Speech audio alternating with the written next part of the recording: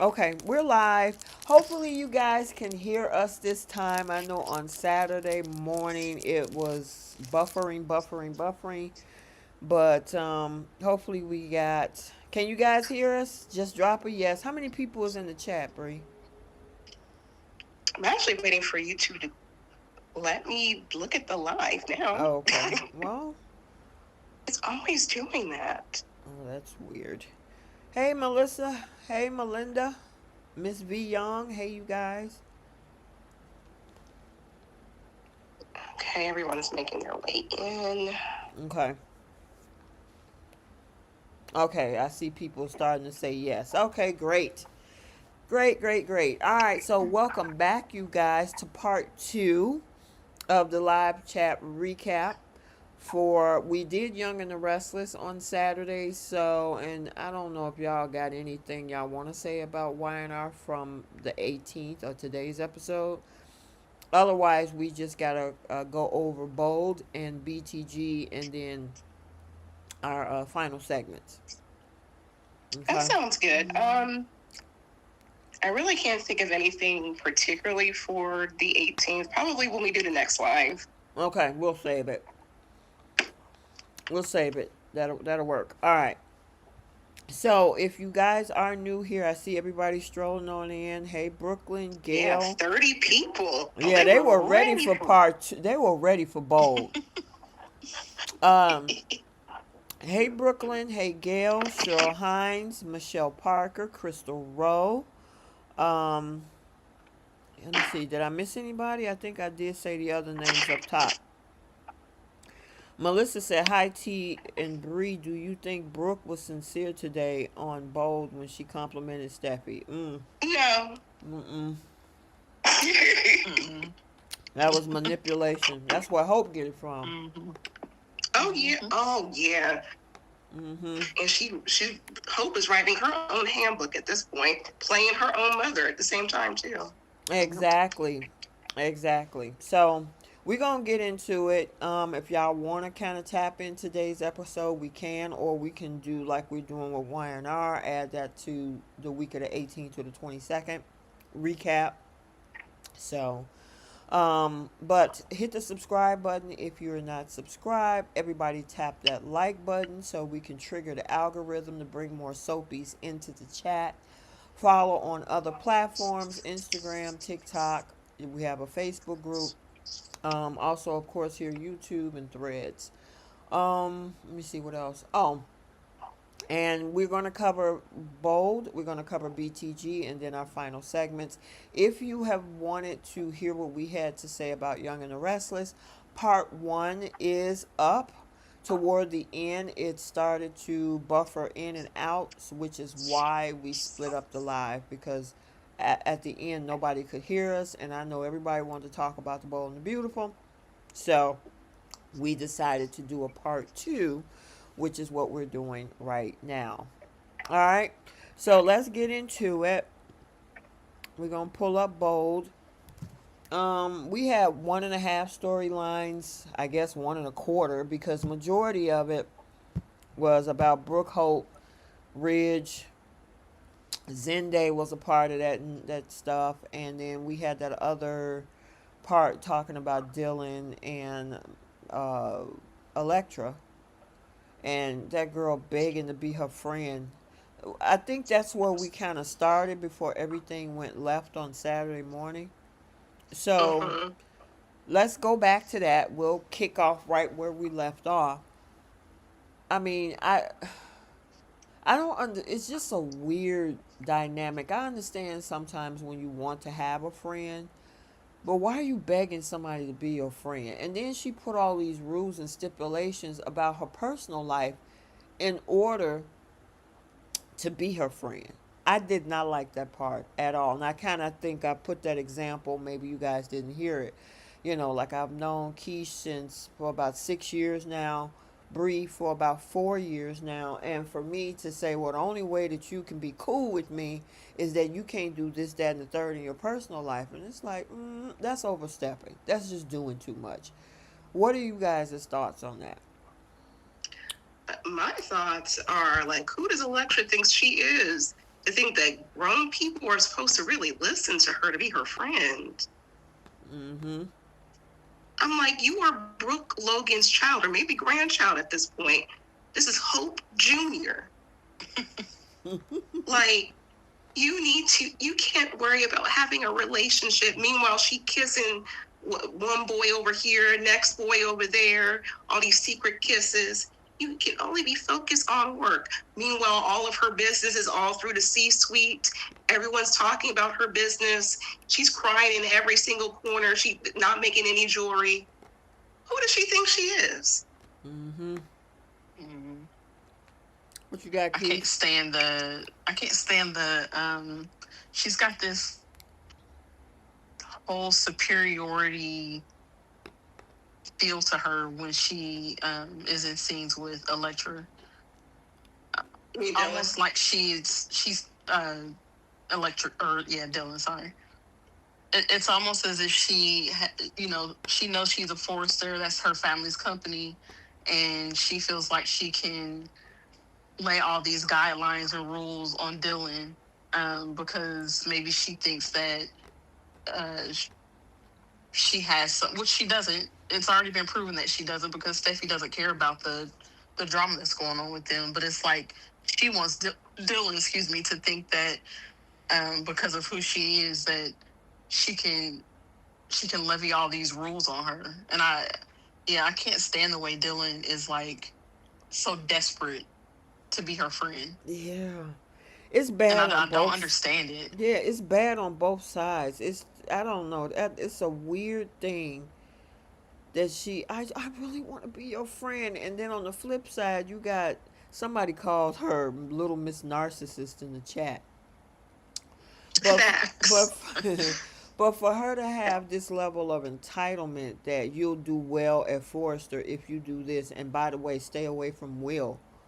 You how you gonna tell somebody to stay away from somebody that you're not even really sure about? That's not even your man. That I mean, you broke up with him. He's been begging to get back with you, and you've been pretty much stalling him out while having side by conversations with RJ. But she can't go anywhere near Will. Why? Because you need the time to play two in the middle. Mm-hmm. Then she needs to tell all her coworkers that are drooling over Will not to do it either. You know what? You're right about that, Bree. All them other girls who I forgot the two girls' name that was that was interested in both those guys. How come you not Thirsty and having? parched. What you say? Thirsty and You parched. thirsty and parched, girl. You so crazy. Go have that same conversation that you're telling Dylan. But I guess those girls are not trying to be Dylan's. I mean, be Electra's friend. Yeah. I know, but still, it's yeah. She needs to tell that girl to kick rocks. Why do you need her as a friend? Why? Right. And this is the same friend who put you in the situation with her boyfriend at his house, and in the same Immediately switched up. and switched up and wanted you to go right back to the streets, living in your car, because she was uncomfortable with that situation, instead of being a friend and at least inviting you over to where she stays at, where there's plenty of rooms. Mm-hmm. Or she also has the resources. And this is the part that I had an issue with RJ. He was saying like, oh, well, Will has the money and the resources. He could have put her in a hotel. He could have did this and did that. I'm like, Electra could have did the same thing for her friend. Mm-hmm. But you didn't want this girl to work in a place where she's able to get a stable paycheck, I guess enough to get a month or two worth of rent, and move out on her own. So she can't get a good job and a stable one where she can move up and have, different opportunities, because you don't want her in your world. As if, who are you? Mm-hmm. We just met you 2 years ago. Right. It's the Exactly. whole it's the whole thing about her not even knowing if she wants to be with Will that gets me. But Yes. wants to put these limitations on Electra and Will, or Dylan and Will communicating with each other or being friends or whatever. Like it's like what you said last time, T, she doesn't want, she doesn't know if she wants Will, but she for sure doesn't want Dylan to be anywhere near him. So it's like a, if I'm not gonna be with him, you're not gonna be with him either, kind of thing. It's just so, she's very selfish and just entitled. The thing is too It's is that just, people can only do what you allow them to do, and because of the mm-hmm. fact that Dylan is allowing this, instead of saying you can't tell me who to be friends with, you can't Yeah. tell me Right. who not to talk to. And I think I also had brought up the fact that sometimes when you speak up for yourself, it kind of gives people, you demand your respect, and they look at you differently.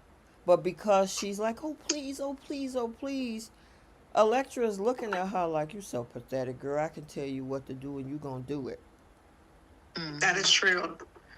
And I'm the Dylan that I miss is the one who stood up to RJ and said, "Hey, I Yep, don't have it easy like you guys. I'm trying to get to X, Y, and Z. I'm trying to focus on keeping a job. I'm trying to stay afloat and not live in my car." Like, she got that boy together. Where is that girl to get Electra together? exactly. If you can stand up to RJ, why can't you stand up to this girl? Right. That part Because just doesn't make any sense. What you say? I said I would have had several things to tell Electra, because that, see, this is an example of Okay. pretty privilege. Okay, so there's a comment in the chat, and I think is this is like a new one. Welcome to the chat, one major hottie. Okay. She says, I understand Electra. She and Will were dating and her friend broke girl code. She didn't. Well, here's the thing. You're not smart as a woman to put another woman in your man's house when you don't even live there. Mm-hmm. There is no, I don't know any woman that would put another woman to live with her boyfriend and you living somewhere else. You Right. have Especially when she's access, pretty. and she has access. Electra has access to speaking to Steffi, speaking to Eric, who could have put her up somewhere away from her boyfriend's house. Mm-hmm. That was the catalyst right there. I mean, that I don't even understand how they wrote that. It doesn't even make any sense because I don't know any woman that would actually do that. Yeah. Oh, It's there's not some dumb smart. ones. What you say? There's some dumb ones. I mean, Um, but jeez, I mean that's gotta be like on an outlier basis because majority of women don't want nobody sniffing around their man, and then you gonna put them in the house with your boyfriend where she got to sleep at night, he's sleeping there at night, and you're way across town. That doesn't make any sense. And Electra also broke code as well with her boyfriend by kissing his cousin. right. When they acknowledge your cousins, which is rare. But I think, and the thing with Electra for me is, you just found out your auntie was lying. Mm-hmm. Mm-hmm. Yep. Shouldn't that kind of make you think, like, okay, maybe she inflated what she saw with Dylan and Will, and I should really look into that? She's still going based off of what Ivy had told her. Mm-hmm. Because I think that, like, we know that Ivy went overboard, as if this girl's not allowed to wear a bikini and they live on the beach. Now, with Will asking this girl to bust it wide open and dance for him, that was that's a whole other thing. But I for me, it's like, you got all that room over at Eric GCAC. Why didn't you invite your friend, to go live over there with you? Yeah. But unless, she's too good, you're you it's like she's trying to create an issue and using this girl as an excuse. Mm-hmm. Mm-hmm. And I don't appreciate that. And it's like, where is your common sense? but you're quick to judge and point the finger. Meanwhile, your actions are not all that cute either. You were hiding and sneaking off with these kisses, and you couldn't even be woman enough to go to this man to his face and say how you feel. You wanted to write a letter, and there's FaceTime and all these other ways of communicating. And she's just moving weird to me. Yeah, I mean, the way they wrote this, it was just, I even said this in the previous chat. One thing we did talk about is moving, her into the boyfriend's house, right? But even when they when they did this whole thing about leaving a random letter, it just doesn't make sense. And the fact that Will was right across the hall. I mean, you could have pulled. I mean, what did I call it? It gave 1955 ish when we had no cell phones, like you said, no FaceTime. This is 2026. You can get a message of actual verbal communication to somebody. Yeah, she could have used her feet to go about maybe 15, 20 feet to the next room and talk to her man. Oh, man. Yes, welcome, Leah. Go ahead. This storyline has just been wonky from the beginning. Exactly. It's like they don't know which direction they want to go with it, because at one point, remember, Dylan told Will that she was in love with him, or that she loved him. And then she's completely backed off of that, and she's back to, or she's worried about wanting to still be Electra's friend, which I don't think she ever really dropped that, because almost every time they share a scene together, she talks about how much she misses their friendship, and she wishes that she could forgive her and they could still be friends. But it's like, but you're in love with Will. So are you still in love with Will, or do you want to be Electra's friend? And well, remember that conversation. And then we gotta. Oh, go ahead. I'm sorry. Go ahead. No, I was just gonna say. Then we have Electra, who has been. Her main concern was the whole thing about thinking Will didn't read her letter and just discarded it. But Will has also been begging her for weeks to take him back. So it's like this. Everything is contradicting each other. Because if your concern was that Will didn't want to be with you, why was Will begging you to take him back for weeks? And it was you who was telling him no, based on the fact that you thought that he just threw your letter away. Like, none of it makes sense. None of this makes sense. It would make more sense right now if Dylan just said that she was done begging Electra to be her friend.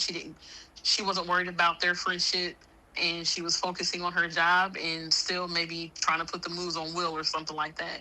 Like, that would make more sense at this point. It's odd the way they go back and forth, and people's words and actions, or just the way they're writing it, just contradicts every character in this storyline. Yeah, I actually agree with that. I would have loved, especially with this girl, who's the actress that plays Dylan? Melissa something? I can't remember. No, either which way. Oh, that's right. Melissa, yeah.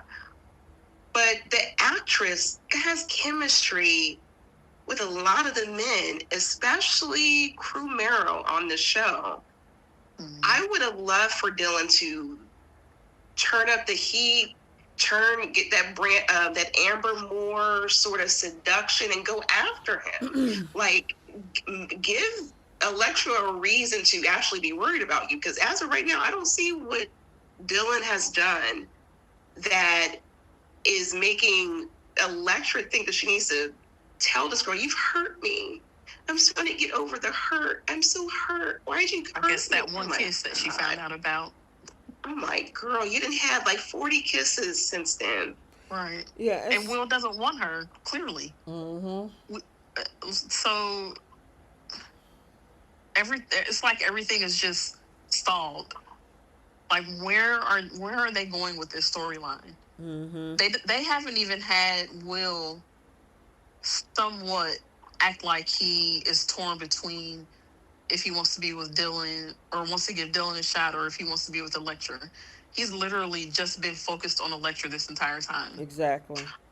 98% of the time. I will say there was scenes where he was thinking about Dylan, especially with her like turning around in her little bit a ballerina thing. Mm. And I'm like, what are you thinking about this girl in that particular moment?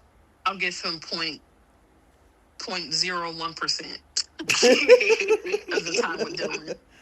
Like, She said point to zero me, it hasn't one. been enough.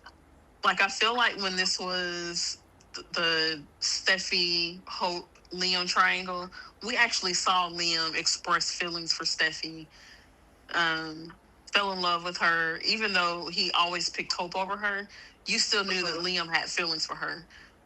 That's not been apparent with Will. I don't think he has any kind of romantic feelings for Dylan at all. I think at the moment, because he's having, this hard time with Electra and he knows RJ is in the picture, that maybe those moments maybe that's what made him think about Dylan.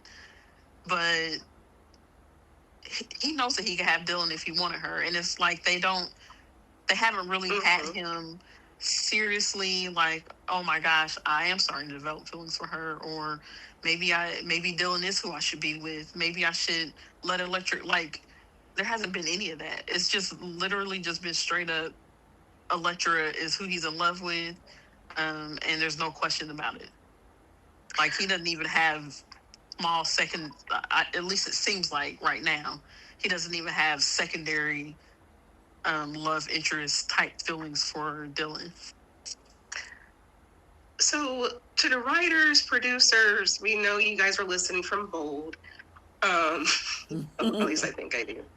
But there was a scene with Will and Dylan where he was probably the most vulnerable about what he was going through.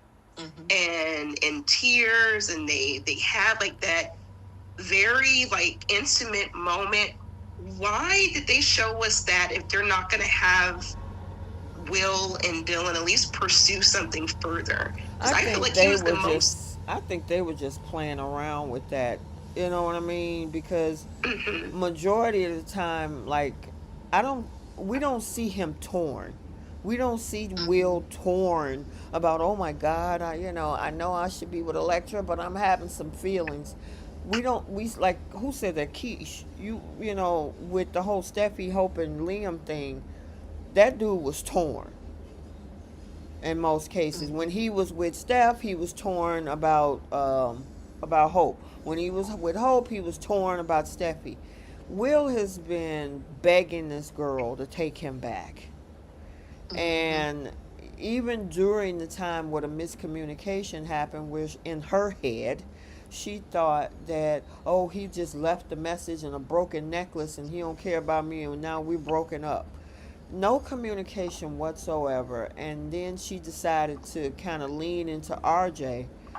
It's just been a hot mess with this whole thing. But Will, he has been really, really 10 toes down trying to pursue Electra. Right.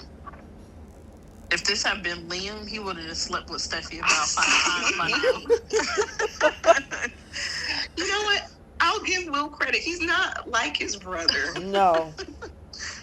Even though RJ would love to paint him like his dad and his brother, but no. Yeah. But I was going to respond to something you said earlier about that whole conversation. Yeah, because you were saying that she went from being, whether she's still in love with him but want to be Dylan's friend. Part of that conversation she had with RJ, she told him, I'm done with all three of y'all. Right now, I'm trying to eat and pay my bills. I need a place to she see. said that again today to Remy. Right. She which was I like, love that they had her say that. But it doesn't necessarily mean that she doesn't have those feelings for Will anymore. Yeah, I mean, But yeah, I do yeah. like that she said it. Yeah, I remember. I was like, she was like, see, you three, y'all can move on. Y'all can leave Forest of the Day and you can be in the Caribbean somewhere. Not me. So y'all can keep y'all drama and chaos. I'm just trying to eat and pay my bills. Yeah. You You Yeah. know know. what else was weird to me? And I don't think this wasn't last week, but I think it was a couple weeks ago Mm-hmm. when Katie was all up in arms about Will and Electra being broken up and how she's the perfect woman for him, and she was kind of she kind of had uh I don't know, it just felt very snide, like the way that she talked about Dylan, Mm-hmm. or when she brought up Dylan, it was like she didn't like her for whatever reason, or she felt like Dylan was coming in between him and Electra. And it's like, why are you this invested in a girl that your son has been dating for what, maybe 6 months now? Mm-hmm.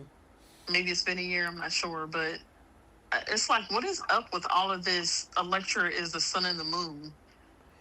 Because Brooke says the same thing. Um, when her and Rich talk about Electra and With Will and RJ. or RJ, yeah, Mm-hmm. Brooke says the same thing about. It's like, what is this? She got that Hope Logan effect. This is Hope 2.0. This is Hope Junior. Basically. Mm-hmm. And somebody thought when we said this is Hope Jr. or she's related to, that we actually were saying that she's related to them. No, we Oh do know that no, she's not related to the Logans. I just the want to same put that up there. personality type. We're talking about personality connection, not the Oh fact that yeah. they're biologically related. Even though she has to be Brooke's grandchild, has to be, but no, she is allegedly a Forster. Mm-hmm. I just don't see it. And I think someone was asking if Dylan was related to the Logans or the Foresters.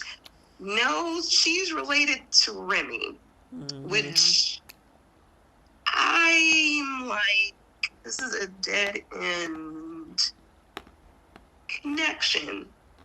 But it's nice to have people that's not related to the Logans or the Foresters. So it kind of mixes things up a little bit. And that's my thing too. What are they doing with Remy? So I Leah, don't know. oh yeah, I don't. That's all. We got to get into that part too. But I want to address something, Leah. We're not saying Electra is a bad person, and we Mm-mm. know that, of course, her family and everything loves her. It's this whole dynamic that Dylan is begging to be her friend, and based on the conversation that we saw on the May 15th episode, where she basically was telling this girl how to maneuver in her personal life in order to be her friend.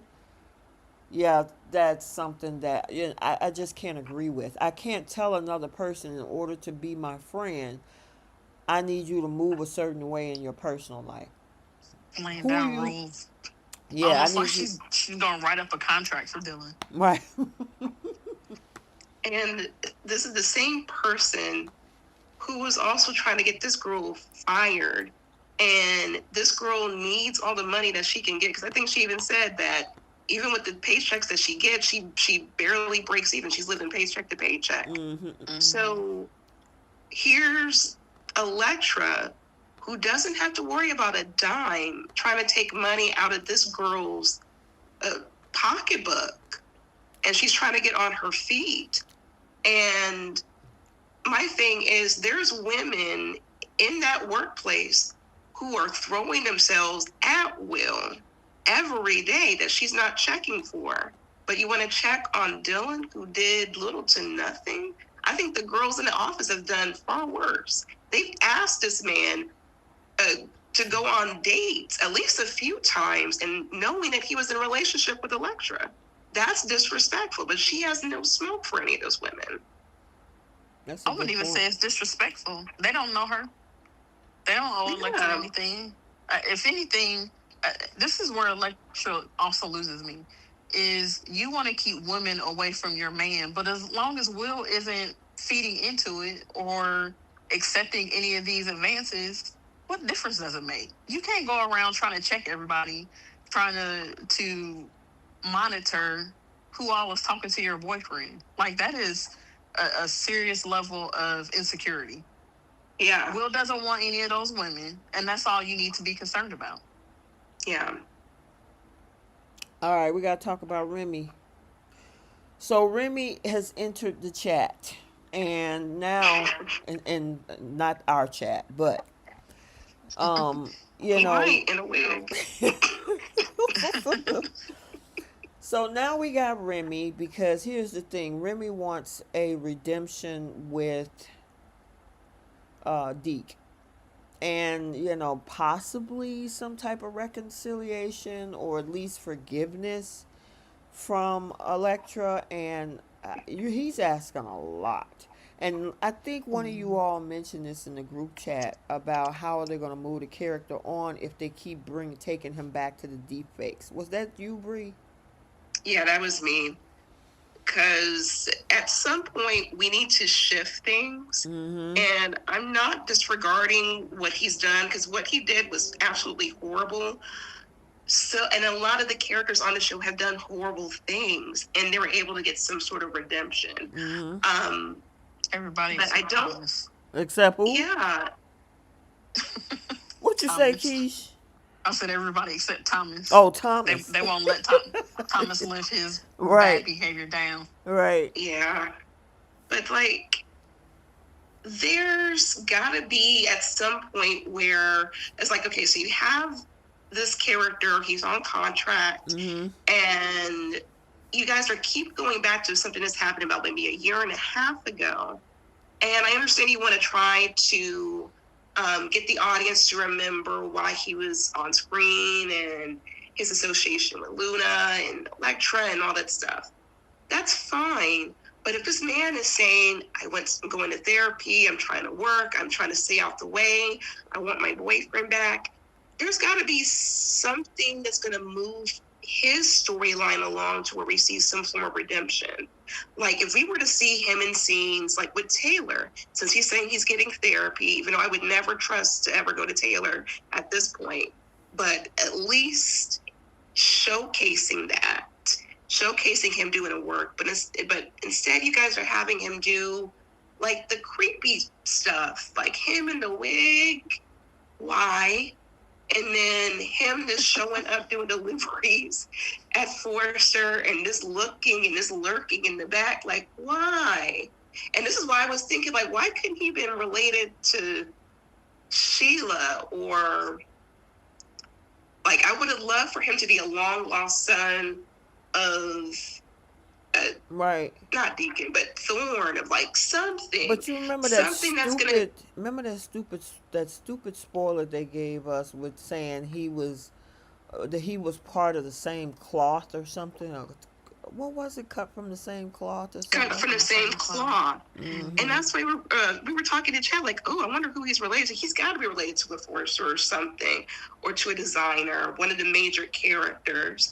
And then, of course, we were also thinking about Sheila, especially with his actions. I'm like, okay. Not to say it's a bad thing to have him be related to Dylan, but it's like, I feel like it wasn't needed, and it actually puts both of their characters in a bad position, in my opinion. Because honestly, it doesn't have to put Dylan in a bad position. They're just using it that way because she didn't know what he did. But of course, they're going to use this to have another flimsy excuse for why Dylan is in the wrong for some reason, and Electra is going to have another problem with her. It's a guilty by association. Right. And that doesn't help the progression of like her character. I would love for them to write Dylan as an Amber Moore type of character, because that girl can carry the scenes and she has chemistry with a lot of men. If she were to really put the moves on the men at Forrester, try to solidify her position, give me Amber Moore 2.0. She would wear that out. And when it comes to Remy, I'm like, just give him something that doesn't give him a dead end storyline. Keep going back to the deep fakes for what? Like, we know. And like I said, not pacifying what he did, but if you're bringing a character along and we're watching him, we got to see something. They keep repeating the same stuff with him. Yeah, when you mentioned that Christian Weissman was on a year's contract? Because I didn't know that until you dropped that into the group chat. I'm like, oh my goodness. So, what are you gonna do for a year? Yeah. I mean, how are you? How is he going to be creeping around for a whole year, or are you guys bringing him on, straightening the thing out? Because I thought that they kind of put the deep fakes. No, they didn't, because Deke didn't know anything, and then that broke them up, and then he disappeared Mhm. again, and now you're bringing him back to attach him to Dylan, which corners her, like you said, corners him. And what way could they write Remy that he could be on for a whole year unless he's a creeper? He could have been related to somebody within the show. But I'm And saying, since how are he, they going to do that now? Now that he's here and they brought yeah, up the deep fakes, where we go from here? yeah, I don't know. I mean, and he keeps saying he wants to get into fashion, so he's going to get into fashion somehow. But who's going to give him the break? Katie? I doubt that. I mean, I doubt Steffi and Ridgewood. So it's like, where does his character go from here? And plus, we don't even know what he wants to get into. Is he the designer? Is he a photographer? You know, it's Is he a just it's stylist? just interesting that every new person come on this show, they have to go to Forrester. It's like, don't somebody want to be a Yeah, publisher or a journalist? right. Make use of Spencer. Mm-hmm. Yes, I agree with that, T. Especially since we're in the digital age. Like, we could have seen, like, Liam start a whole sector within Spencer, where it's dedicated to, like, technology and AI and the digital apps. And, like, he could have been hiring on different people. Remy could have been, like, a tech guy. I don't know. But it's like, where do we go from here?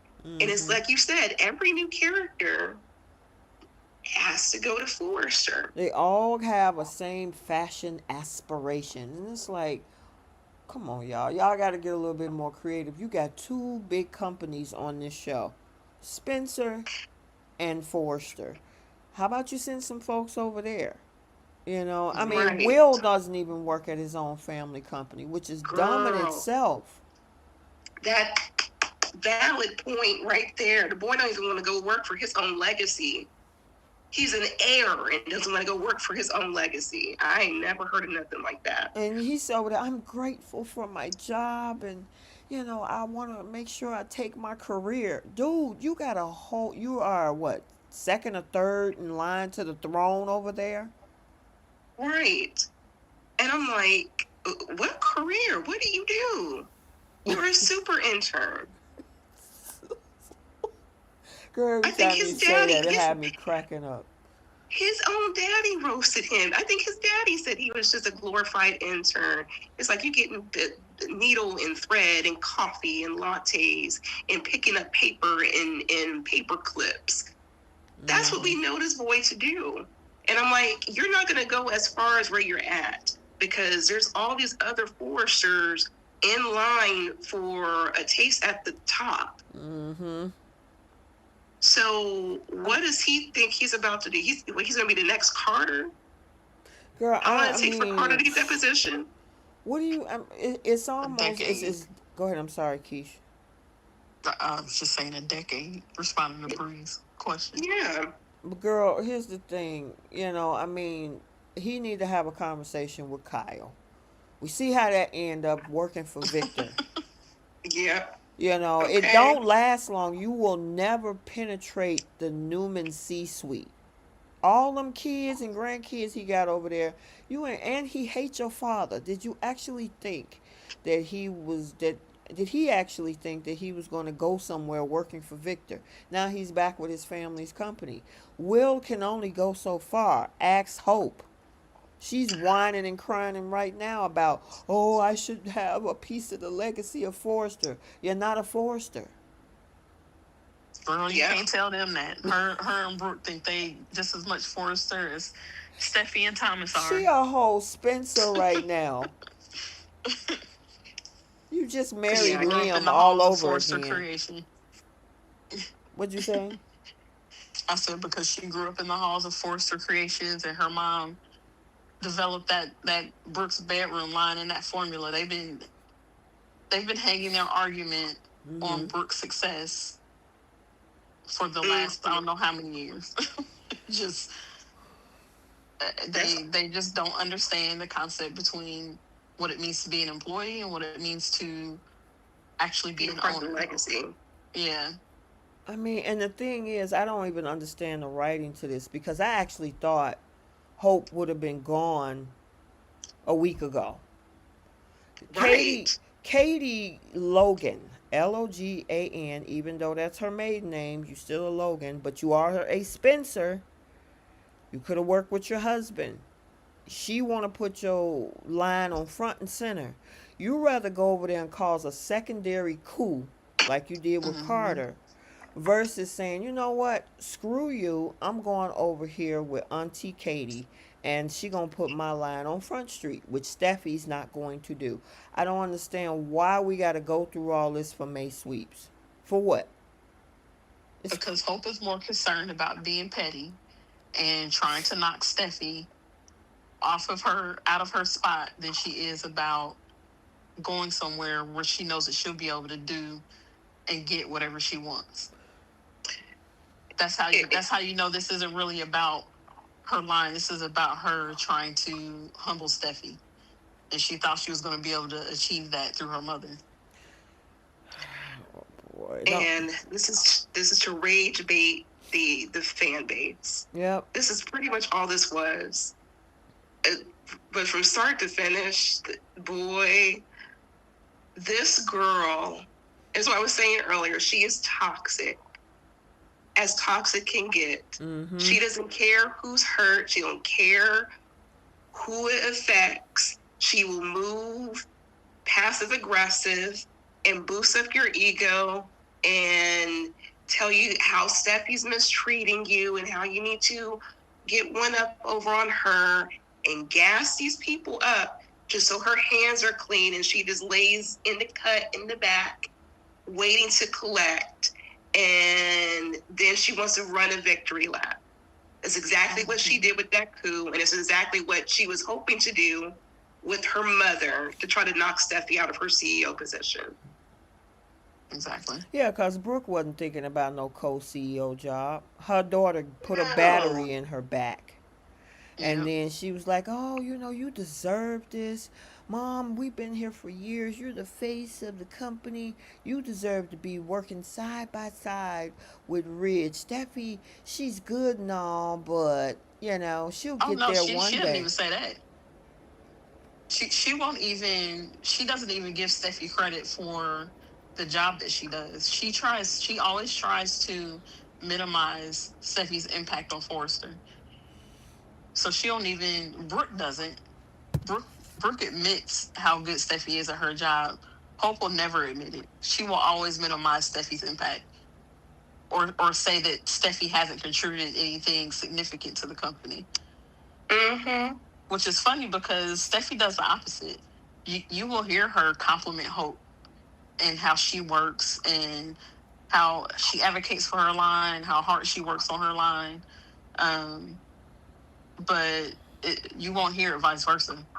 There's been several times throughout this storyline the last few weeks that you'll hear Hope say, what does she actually do? What does she actually contributed to Forrester? She hasn't even done this. She's never done that. And it's like, girl, you've been the spokesmodel for one line for the last 16 years. That keeps failing. Right. Yep. You are absolutely correct. Is that train too loud?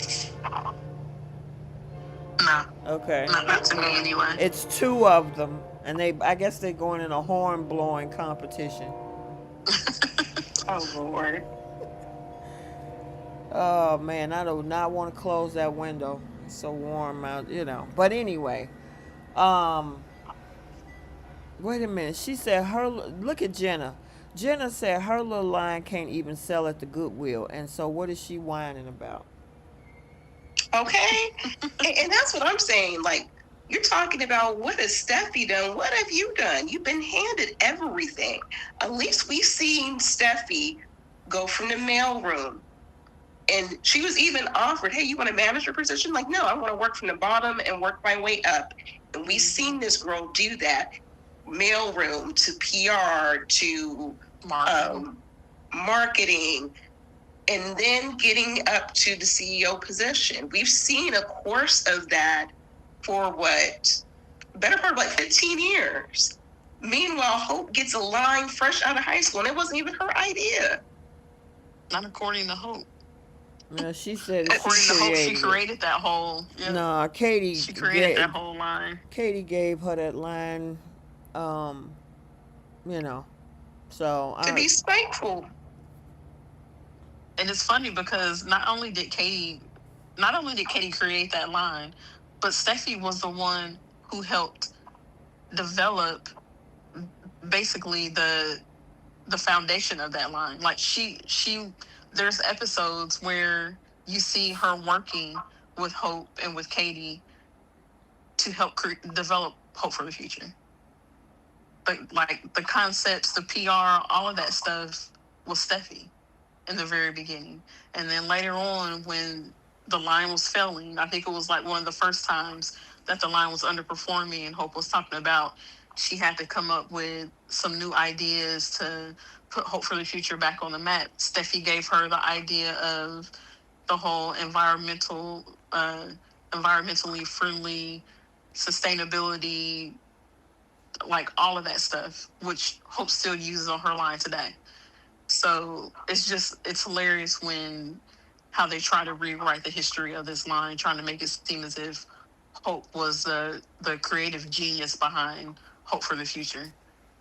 And it's like we actually have not seen her come up with a concept.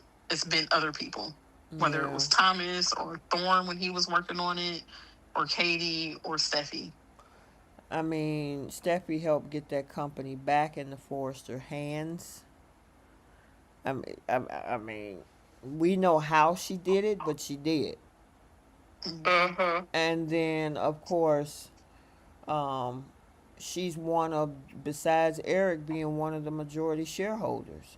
This is a privately owned company. So usually when the family runs the business, the employees got to follow in line.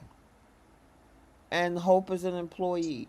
And if she no longer wants to be an employee of Forrester, she has options. But she refused to take them because she want to fight over at Forrester. And it's like, okay, yeah, then you're being toxic at this point. Right. And it's an insult to her husband, who's actually trying to fight for her to stay over there, or fight for her to come over to Spencer, which this is what he gets. Because this girl, for a better part of 10 years, has blamed Steffi, blamed the Forrester, saying she's being disrespected, she's pushed aside. He's pointing all of this out. Meanwhile, she's still saying, as she wants to say, she can't give it up. As if she can't come up with a new concept on her own and start a new line. Especially since the Spencer said, hey, they can cover for any backing, cover for, the designer, cover for whatever her vision was going to be. And, but yet you want to stay over at the place that you say you feel uncomfortable at. And meanwhile, she's the same person who said, I have to call Thomas at midnight just to even have a meeting to discuss a hope for the future. And it's been a struggle with these long meetings, but here you are. You can find somebody in LA. You could call your brother, which I'll get to Deke here in a second. But you would rather stay over at Forrester and continue to cycle where you're constantly talking to Thomas overseas and still walking on eggshells, like she said, over at Forrester. What I don't get... Go ahead. I'm sorry. I thought you were done, Bree. I'm sorry. Meanwhile, her brother is still sitting there over at the pizzeria, waiting for an opportunity. He just showed her his designs. Mm-hmm. And she's like, "Oh, these are great. I'm going to put a good word in for you with Katie. So whatever happened to that? You don't want to work with your brother now? Right. Your brother's over there looking for a job, an opportunity, something. Meanwhile, you have an opportunity to work with your brother, start off fresh, change his life. Mm-hmm. But you want to be over there at Forrester because you walk the halls and walk the same in the same rooms as Steffi has. Why do you want to have what Steffi has so badly? My, Jealous. No, I've never both. understood, even in working in, whether you're in the corporate world, working at a job where you have people complaining about where they are, but they don't want to do anything about it, then shut up about it. If you're going to sit up here and complain that you're not being treated fairly, your line is being overlooked, Steffi is being a bully, and everything else that's coming out of your mouth, why would you stay there? Mm-hmm. Why would you fight to stay there when another company is probably willing to put you on Front Street and give you what Yeah, you want? You don't have to worry about running into Steffi. You could technically compete against them. right. And you don't have to worry about asking for a relaunch date. You can also be able to work with your husband. You can stay out of the toxic environment that you say you don't want to be in, but yet you had no problem swimming and doing laps all in that same toxic environment because Yeah. you're a toxic person. You attract what you are. Some people just like So toxicity, I guess. They don't like peace. yes. And someone in the comments just said, Hope is obsessed with being better than Steffi. Yes, Jenna, her mama raised her to think that she is. Exactly. And Brooke proved that today. She Brooke does cannot not accept the fact that her daughter and Steffi will never be each other's equals professionally. ever in life. There's No. just no way. Like, Hope thinks that she's Bridget or think that she's Rick. She does not have a piece of that pie whatsoever. She will forever be an employee. She is not a Forrester. She is Forrester adjacent because her mother is adjacent to the man that she's with. Now her mama has kids. I'm sorry, I was about to say, like, her mama has kids, but her kids got a piece of that pie, not her mama. Mm-hmm.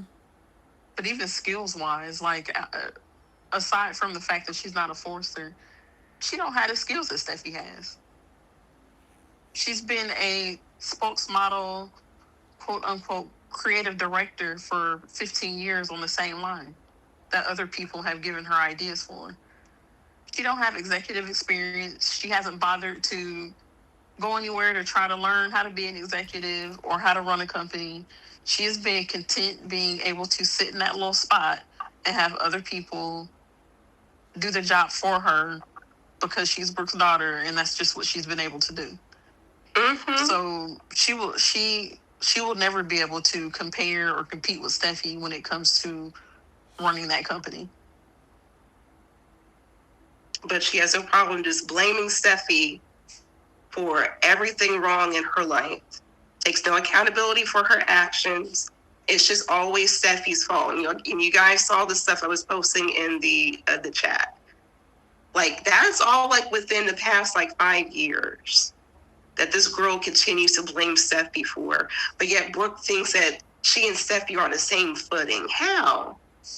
If you have to ask for your daughter to have the same type of recognition as Steffi, I mean, shouldn't it just come naturally?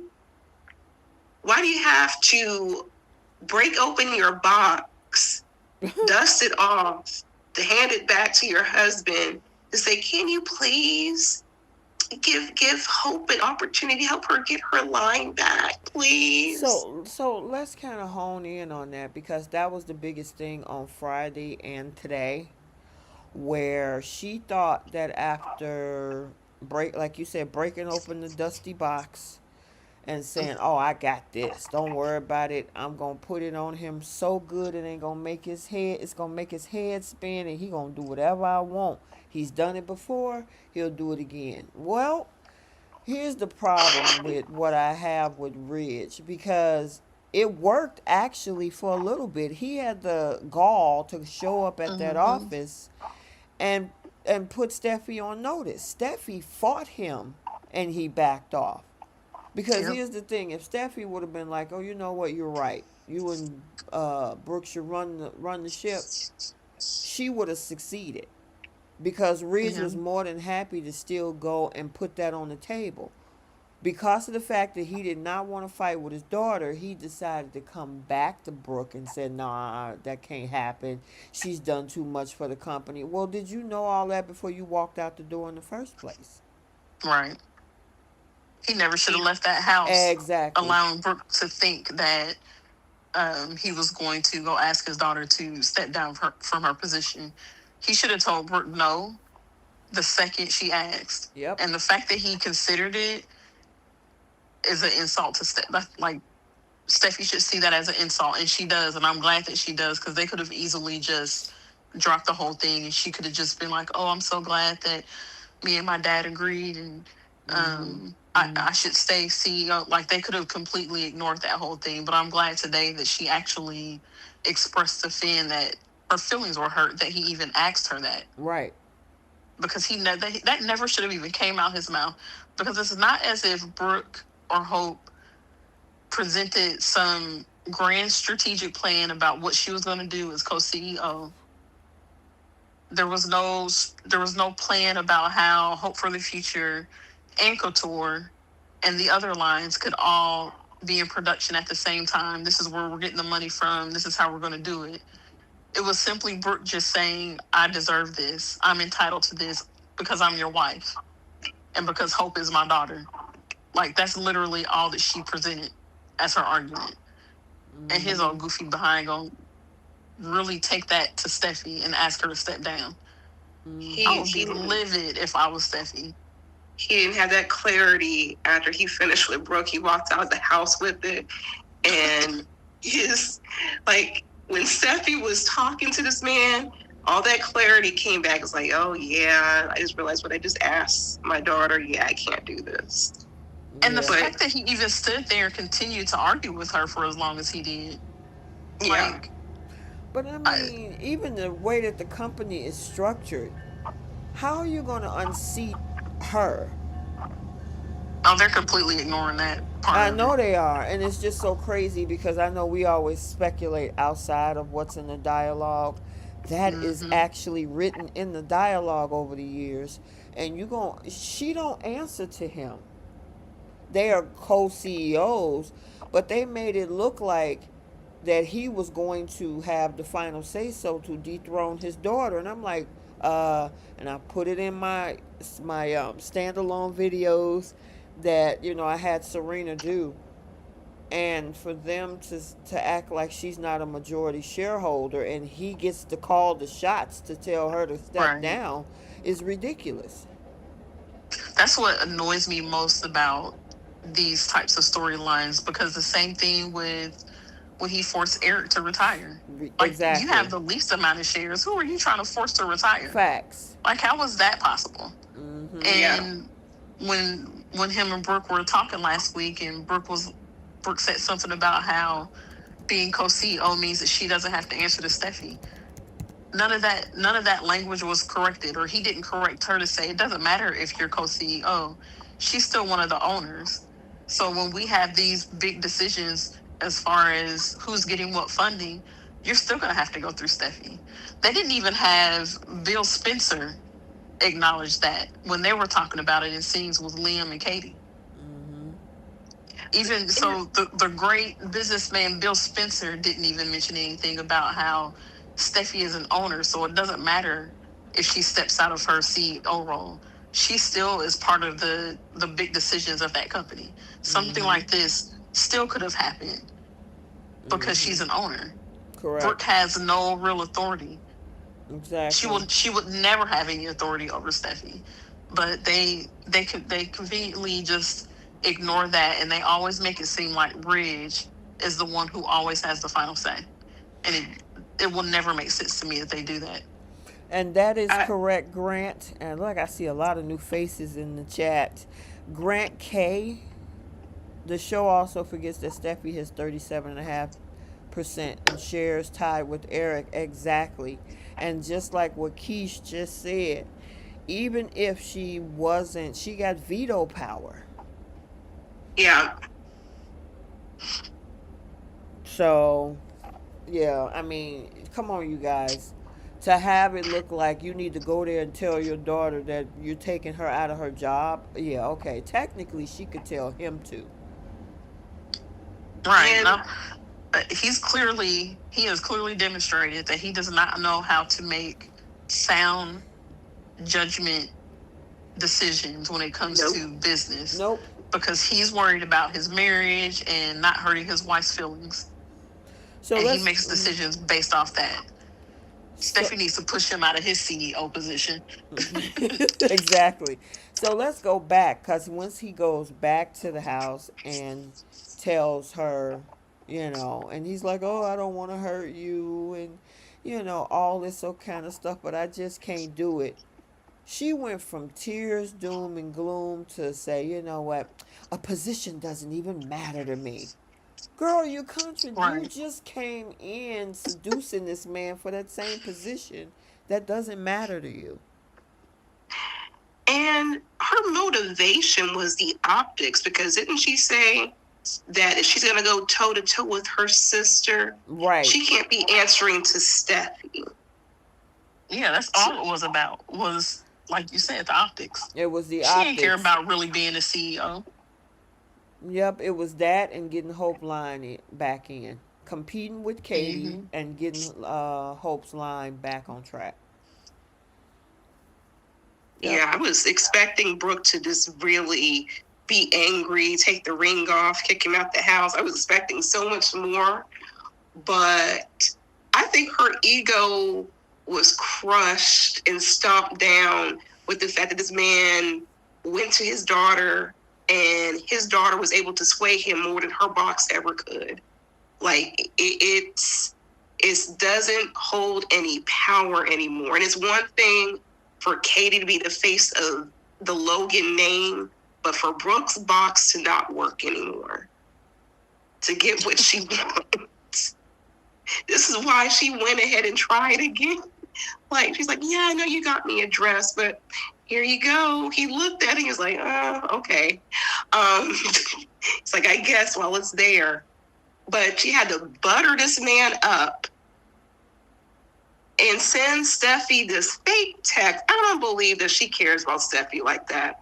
Like, oh, you're a great CEO. Meanwhile, you were trash talking Steffi to Ridge, to Hope, with this fake kindness. Like, oh, well, she does an okay job, but she just needs to understand that this is my time, and she'll have her time when it's necessary. But I'm going to pull the reins. I had this. I've created the belief. I've had this success. I brought in this money. To all of a sudden to say, like, oh, you're a great CEO. Girl, please. That was Okay. because at the same time, while she's texting her that message, now she's also telling Ridge to go tell Steffi to put Hope's line back in place. Mm-hmm. So it's she's working on both ends of this whole candlestick. Mm-hmm. And this is the annoying thing for me about how this storyline is. Oh, also, let's not forget about Zenday's temper tantrum last Oh week yeah, too. we gotta talk about Zende.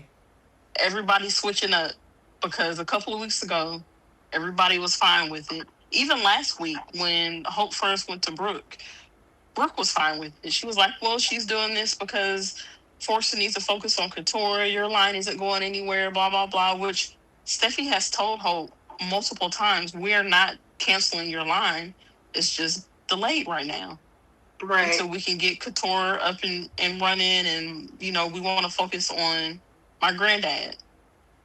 And now all of a sudden, it's everybody wants the line back. Now Ridge is backtracking, Zende is backtracking.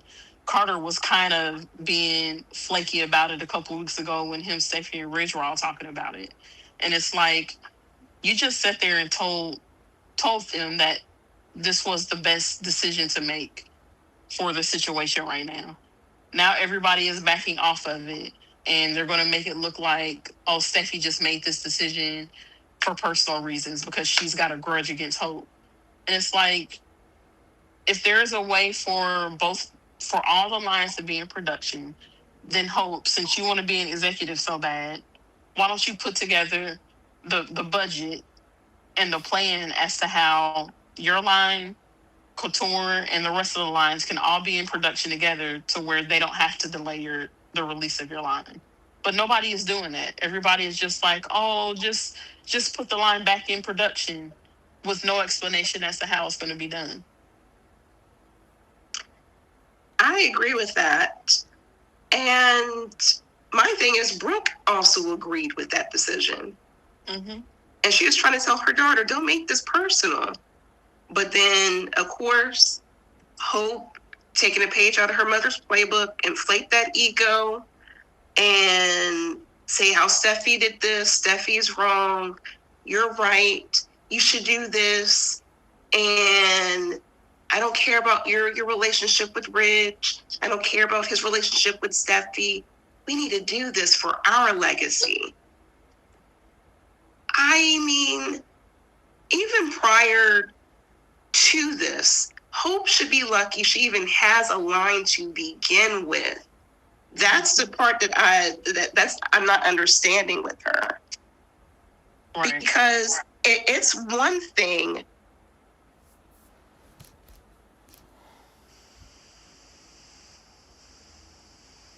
Bree. Keish, are you still there, Must have cut Keish? out. I don't know. I'm She still cut here. out. Okay. Can you hear me? Yeah, I can hear you. Okay, maybe she might have to fix her signal or something. I don't know, or maybe she hit the mute button. Bree, did you hit your mute button? Up. Okay, she bounced out. She'll come back. But Yeah. go ahead if you wanted to elaborate more. Well, the whole, like last week with the temper tantrum that Zende threw. Mm-hmm. This is my thing with him. I get his frustration about RJ in the men's line. I can't stand the way he tried to loop the whole, oh well, Steffi hates Hope, so that's why this is being delayed. He always jumps on Hope's side when there's beef, when there's active beef between Steffi and Hope. He always jumps to Hope's side and claims that Steffi is making things personal. And it's like, this is why you are where you are now, Zende. Mm-hmm. Because RJ went to Ridge and asked Ridge about bringing the men's line back. Mm-hmm. He wants to work on the men's line. We haven't heard Zende pitch anything. Nope. All he cares about is Hope for the future. All he cares about is designing for Hope's line. When really he should be asking about designing the line for himself, because he's a forester. Mm-hmm. And because he's a good designer, and because he hasn't had very much success by himself anyway on Hope's line.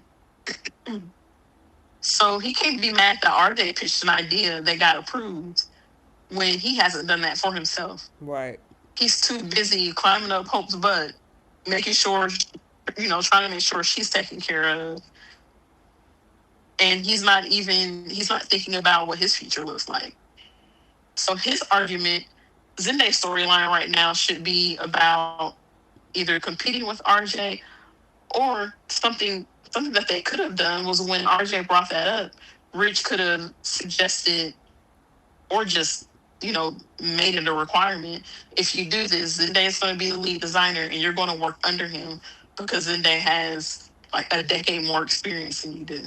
Because RJ just started designing, what, a couple of years ago? Right. A year and a half ago or so.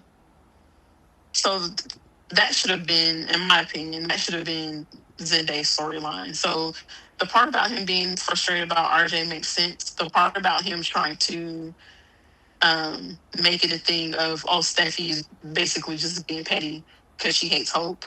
I didn't like that because that's what he did the last time. Mm-hmm. Yeah, they have him flip flopping back and forth, and he should have his line. I mean, there's some spoilers coming up this week about this back at this working with RJ, or what was it? I forgot, where they get an understanding or something like that. Yeah, Yeah, I don't. they come to an understanding. Right. Is what it So says. I guess we'll see how that all pans out. But as I did say on one of my videos, that Hope is definitely going to be questioning some things, and her job is going to be hanging in the balance by Friday. So we'll see what that all going to look like Yeah, by the end of the week. You they know. dragging this. Oh She God, they should have been dragging. gone 2 weeks ago. I Honestly, she never mean, should have been welcomed back to Forrester. But the minute that Liam offered for her to go over to Logan, mm-hmm, or I guess maybe Katie offered it, mm-hmm. um, she should have been gone. Yeah, she rather go over there and manipulate and cause a fight over there. And it's like, girl, if you being treated unfairly, go where you wanted. And Right. if, um, since Katie and hey, Bree, you back? Breathe back. Say something, Bree. We can't Hello. hear you. Okay, there you are. It kicked me out. It kicked you out. I think that was Hope kicked you out, girl. See, as soon as we start talking about Hope and Brooke, this is exactly what happened on Saturday too. As soon as we do. Oh man. Sorry, y'all. It took forever to get back to. Oh my goodness. Well, you're back. And you were in I'm the middle back. of saying something. Yeah, I think I was talking about Zinga? Hope, Oh, Hope. and I'm like, she has a whole cakewalk over at Spencer, where she can have her brother over there. She can have like a fresh, like brand new, like playing field over there. But she's creating all these toxic environments every which way that she goes. She has to be thankful for the fact that she even has a line to begin with, because she could have been fired and not be able to come back. It took her husband to beg for her job back, because she wouldn't be woman enough to do that. Because even almost 2 months after the coup, she was sitting there pouting at her mama's house, saying how Steffi's not being reasonable, how everything is unfair, and how did Carter get hired? Uh-oh. Bree? Oh no. Oh, Bree. I don't know if she can. Can you hear us, Bree? Oh, we lost her again, y'all. It must have kicked her out. Oh, boy. Because I still see her on my screen. Yep, there she goes. Yeah. I think we all are in the same consensus that I think this would have been better written to really make it a fun May sweeps if they just had Hope going on over to Logan and made this a whole competition. Hey, I mean, Brooke get mad too that it ain't happening. He didn't move Steffi out the way, and she go over to Logan too. Right. I Yeah, would have Right. been okay with both of them going over to Logan and make this a real competition to be Logan's versus the Foresters. it would make sense. Mm-hmm. Like, what's the point of this woman having her own fashion house if you guys are not doing anything with it? Because, and that's the part that gets me about Katie. You're hanging your hat on Hope going over there. Why? Why is that your only option? Mm-hmm. You could be hiring, looking for other designers, something.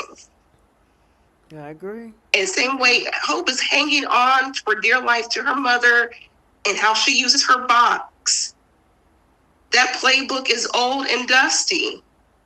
And when she gets her face cracked this week and realized, oh, her mom didn't do the assignment and the box had a defect, it had a malfunction, it didn't work the way it should, she's going to combust. Mm-hmm. This is what you get for not exercising your other options. Yep. And I mean, I got to give it to Liam. Liam was like, I know you hanging on that, but what if it don't work? Well, it has to work. No, it does not. Right. And guess what? It didn't. So now you're going to be looking like a whole knucklehead because things didn't go your way. Brooke, in so many words, conceded, even though I think she's being manipulative. But yeah, you're still at the same point you were 2 weeks ago. Yeah. So now you're not going to get your way. What are you going to do? Are you actually going to be woman enough and say, hey, I'm going to think for myself, actually come up with a creative direction by myself, and put a whole team together and not have one that's handed to me, and make it out on my own? This girl can't get away from the nest to save her life. She just got to be up underneath her mother's in her mother's house, and over there at Forest or wherever her mother is at. She can't make it out by herself. That's what you've got it easy. Mm-hmm. I'm like, the amount of times that Hope has hurled that nepotism insult about Steffi, and it's like, you are the definition of nepotism. Okay. The definition of nepotism. Yeah, I mean, you got handed a whole line where Steffi had to work up through her family's company to get where she is. She wasn't just handed that CEO position years ago. She worked up from the mailroom. You were handed a fashion line. That's why she don't want to leave Forrester, because she knows that everything, for the most part, everything is handed to her. Steffi is the only one that doesn't fall for that girl's little crocodile tears to get what she wants. I agree. Mm-hmm. She can't stand that either. That's why she like to manipulate other people to try to get to her. Now, before, because I know we're talking a lot heavy on the Hope side. For those that are new to my chat, I see a lot of new faces. Um, I have had my call outs with Steffi too over the years. So just so you know, right now, the focus point is what we're seeing in dialogue with how Hope is basically doing what she did with Carter with her mom. And when you actually have an option, why stay somewhere where you got to fight with somebody when you can go over to a company who's willing to give you the spotlight? I just don't understand that. And I don't understand the writing of it. So. Yeah. Yeah. It just doesn't make any sense. And like, I can understand Zende's frustration because, like you said, he's been there far longer than RJ. He's worked on numerous lines. Why can't he have his own line? Right. Like, why can't he have like his own success? And the fact that Liam was like, well, what about Zende? What if he comes over here? Once again, nobody's thinking about Deke. Yeah, I don't, and we haven't even seen that guy since the whole Deacon and Taylor storyline. That is true. And that takes us back to what, break. March? Early April? Yeah. Mm-hmm. April, yeah. Yeah, that's crazy. That could have been something, but yeah, I don't know. It's we were just talking about with the young and the young and the restless. They just write. It just seemed like they writing this stuff day by day. I don't know. There's no real plan on where they're going with this, but we'll definitely see how this all unfold by the end of the week. So. Yeah. All right, we've been on the Bolds for an hour and a half. Oof. Well, we made up for, we made up for everything we tried to miss. We tried to miss that we didn't get a chance to do on Saturday. All right, we're gonna Mm-hmm. move on to to Beyond the Gates. Um, a lot of what has happened last week was the build up to the cotillion, the blood plasma ring ramping up, and it's gonna definitely hit its trifecta this week because of the fact that the Tuesday or Wednesday episode, somebody loses their life. Um, so I mean, we had Eva's birthday this past week as well. We had Nicole fantasizing about Ted. Um, so I don't know where y'all want to start. There was quite a bit of stuff. Like we had Mona talk with Randy again. Um, I guess we can just start with the blood plasma thing because I think that took over most of the week, right? Yeah, it did. So I understand why Naomi wanted to warn Ashley, but then you got Ashley in the hospital asking Grayson, what is going on? What are you not telling me? How dangerous is this? And I'm like, girl, you couldn't do this at your house. Right. Like, Naomi just told you who's watching you and who you need to be looking out for and everything. And you're gonna still like she did this for like a couple of episodes. In the hospital at that. In the hospital. Like why? Hi Grayson. What is going on?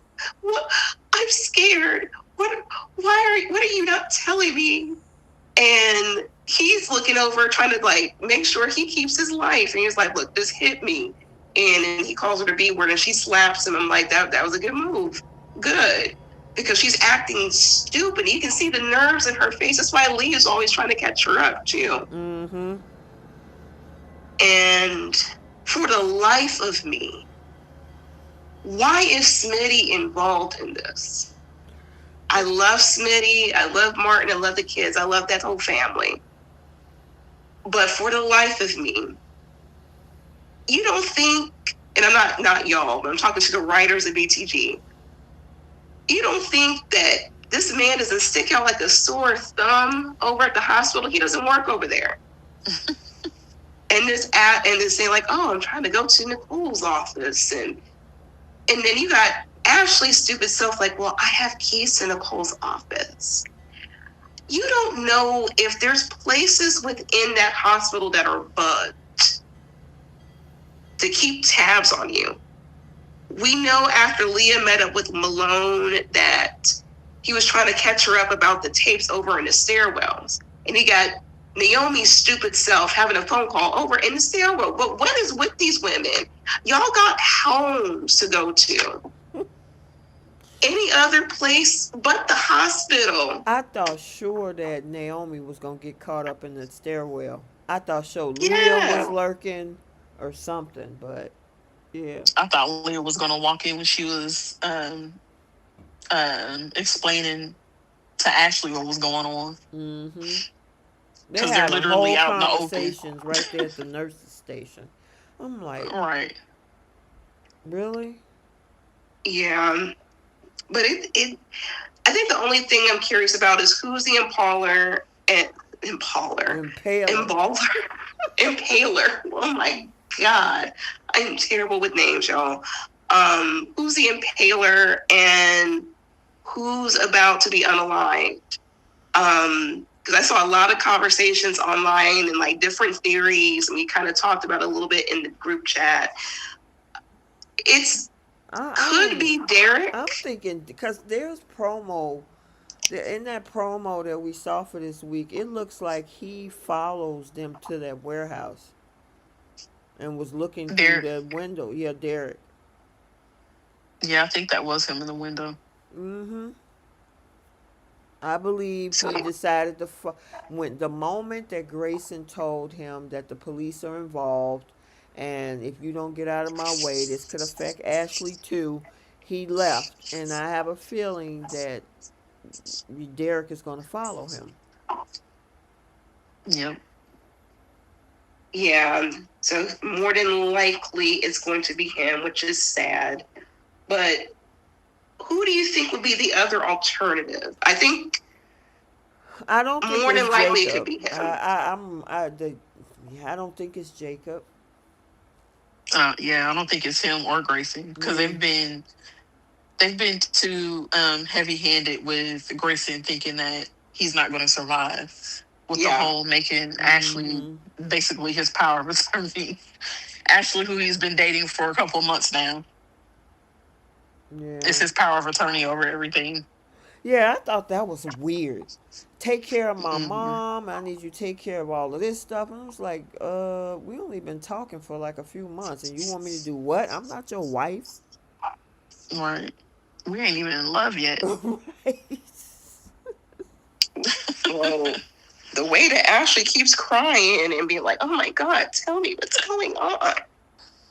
You would have thought they were like lovers for decades or something, but yeah, it's definitely not going to be Grayson. It's not going to be anyone who's on contract. Right. I wonder if it's going to be like someone we would least expect. And Like a throwaway character? Who would that be? Unless it's that guy that's running the Ren. ship, Ren or somebody. so I went Yeah. to Reddit and like there were some people who were talking about it. So I'm going to just throw some names out. Someone had said Mona, Mona. and for whatever reason. And then someone said Jan, who was Ashley's mom, because they saw like the clip or like there's something within the spoiler saying that Naomi and Jacob is comforting Ashley. So they were leaning more towards if it's not going to be Derek, then it could be Jan, who just happens to be a casualty. Yeah, but how did she even end up over there? I mean, mm, Something could have happened. But who else? You said that. They said Mona. They felt like one of the girls from the Quintillion is going to be unalived. But I think the bigger question was who's the impaler? well, somebody in the chat think it's Joey's sister. I don't know. I think Leah is Joey's sister. It's possible. Because and that's actually a good question. Because what's her girl's name? Heather? I don't know because doesn't Vanessa and Leah know each other? That's true, but they.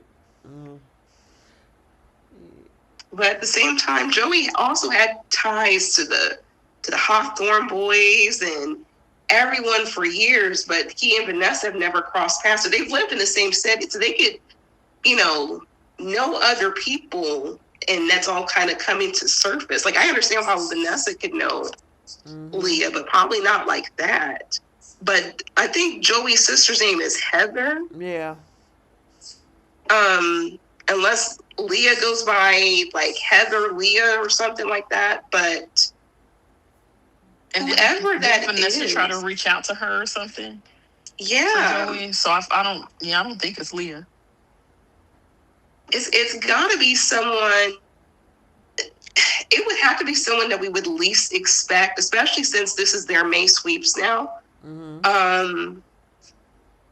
How crazy would it be if this was Jacob's mother? Since we know that Jacob's daddy is a dirty cop, what if a twist of all things, the mama, who's also a cop, is also part of this whole plasma ring?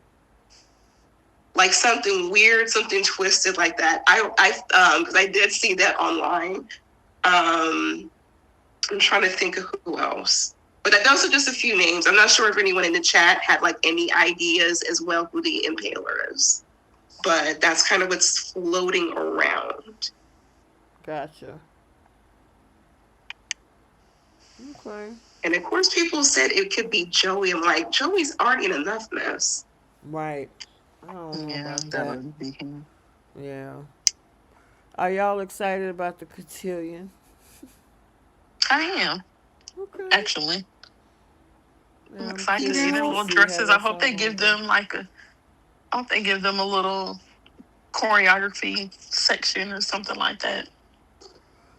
Yeah, that whole Mm-hmm. thing was real crazy with Anastasia talking about, how Samantha and her brother come, I was like, Oh wow. yeah, Yeah, that yeah. was crazy. I'm like, she got real hatred Yeah, that was for the brutal. Duprees. I need Like, the background on that. Like, did Anita steal one of her Anastasia's husbands or something? Like, there's a reason for that hate. I don't know what it is, but I need all of Anastasia's family. I need the backstory. Writers, please give us that by season 3. I think she just seems like she looks down on harshly people who didn't come from the same cloth that she did. Mm-hmm. Like that seems to be her issue.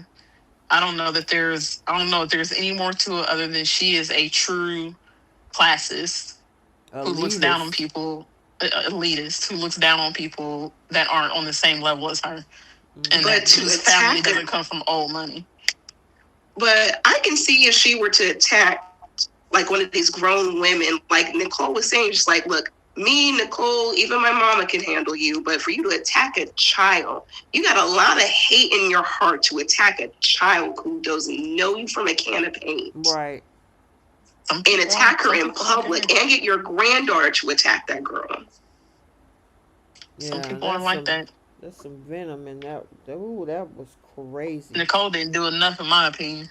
Me either. All she I'm like, wanted, where is June? Where is she told June? her to go to hell, and that was about it. She I'm needed like, June, Danny, Kat, somebody. yeah. Need a tag in from Nicole. I need for Nicole to work on her clapbacks. If you're going to approach somebody who's being disrespectful, I'm gonna need for you to bring some because that woman attacked your granddaughter. That's a minor. And some things are just a no-no. And I think June would have really handled Anastasia, and I would have loved to have seen that.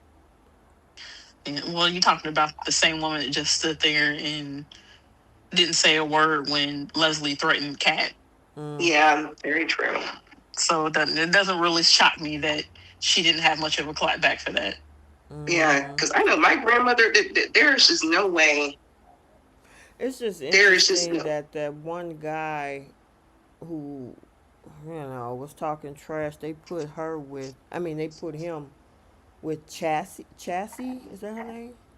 Jessie. Chessie. What's his name? Nathan. Uh, I yeah. think so. I'm like, wow. Yeah, he was Yeah. the one that Samantha originally was dating. Mm-hmm. He was trying to add her as a notch on his belt.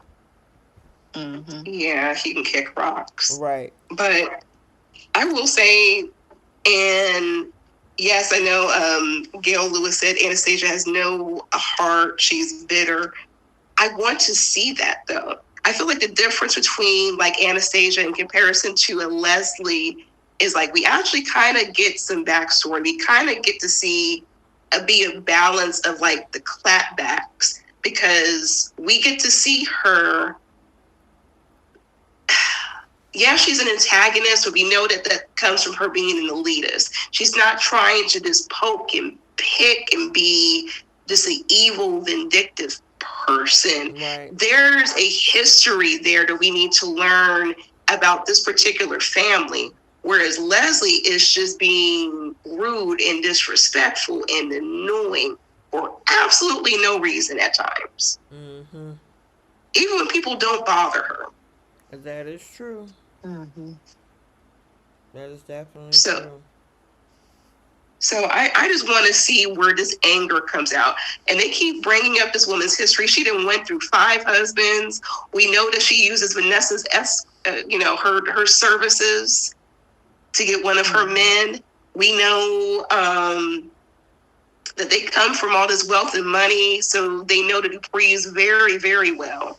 So they might have seen, like her and her family might have seen some things with the Duprees that can come up and it can create some juicy storylines. Anastasia and Vernon could have like a secret child, like anything's possible. So I need for them by season 3 to give me all of Anastasia's background and her family. Right. Yep. Yep. I liked the episode today where they were getting ready, and Anita looks really good. She finished her chemo. She got her last round of chemo last week and rung the bell. That was a beautiful moment. Oh, I know. I rung the bell myself. So I actually Are you had a glad? tear. Yeah, when I finished my radiation treatment, they had me do it, and then they gave me a little certificate with all of the nurses' signatures on it with the date I finished the radiation therapy, and you did it. Congratulations. Da da da da. Yep. Mm-hmm. It's a memorable moment when you go through that whole process and you come to basically the end of it. So, yep. That's a beautiful thing. Good for her. Mm-hmm. And we knew nothing was going to happen to this lady. She's too important to the show. Right. Like, but this was a beautiful ending to that storyline, because I think they started this back in September. Yeah, like this was beautiful, well articulated, even with how to prevent it from happening. They went over mastectomy. I forget the other 2 procedures, something with the ovaries. Mm-hmm.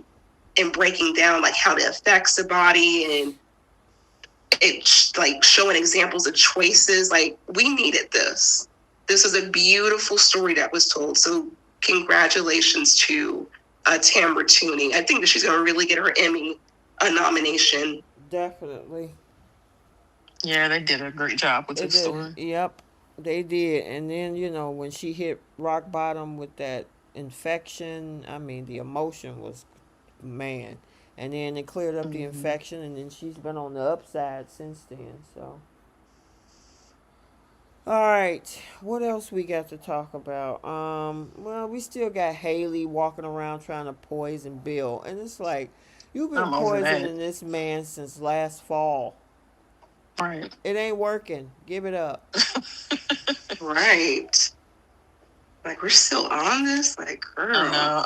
I was hoping that they were going to move on from the poisoning aspect of this storyline and go somewhere different, but like, travel with a baby. Here we are. Exactly. Yeah, I mean, she even increased the dosage, and this guy looked like he has really had no symptoms, and it's like, okay, so what is up going? And I don't think Bill is going to get unalived off, but at some point, what's going to happen? I know they're not. Are they trying to get rid of Haley? I don't think so. So is she just going to keep poisoning for the next 5 years? You know what I mean? I don't get that part.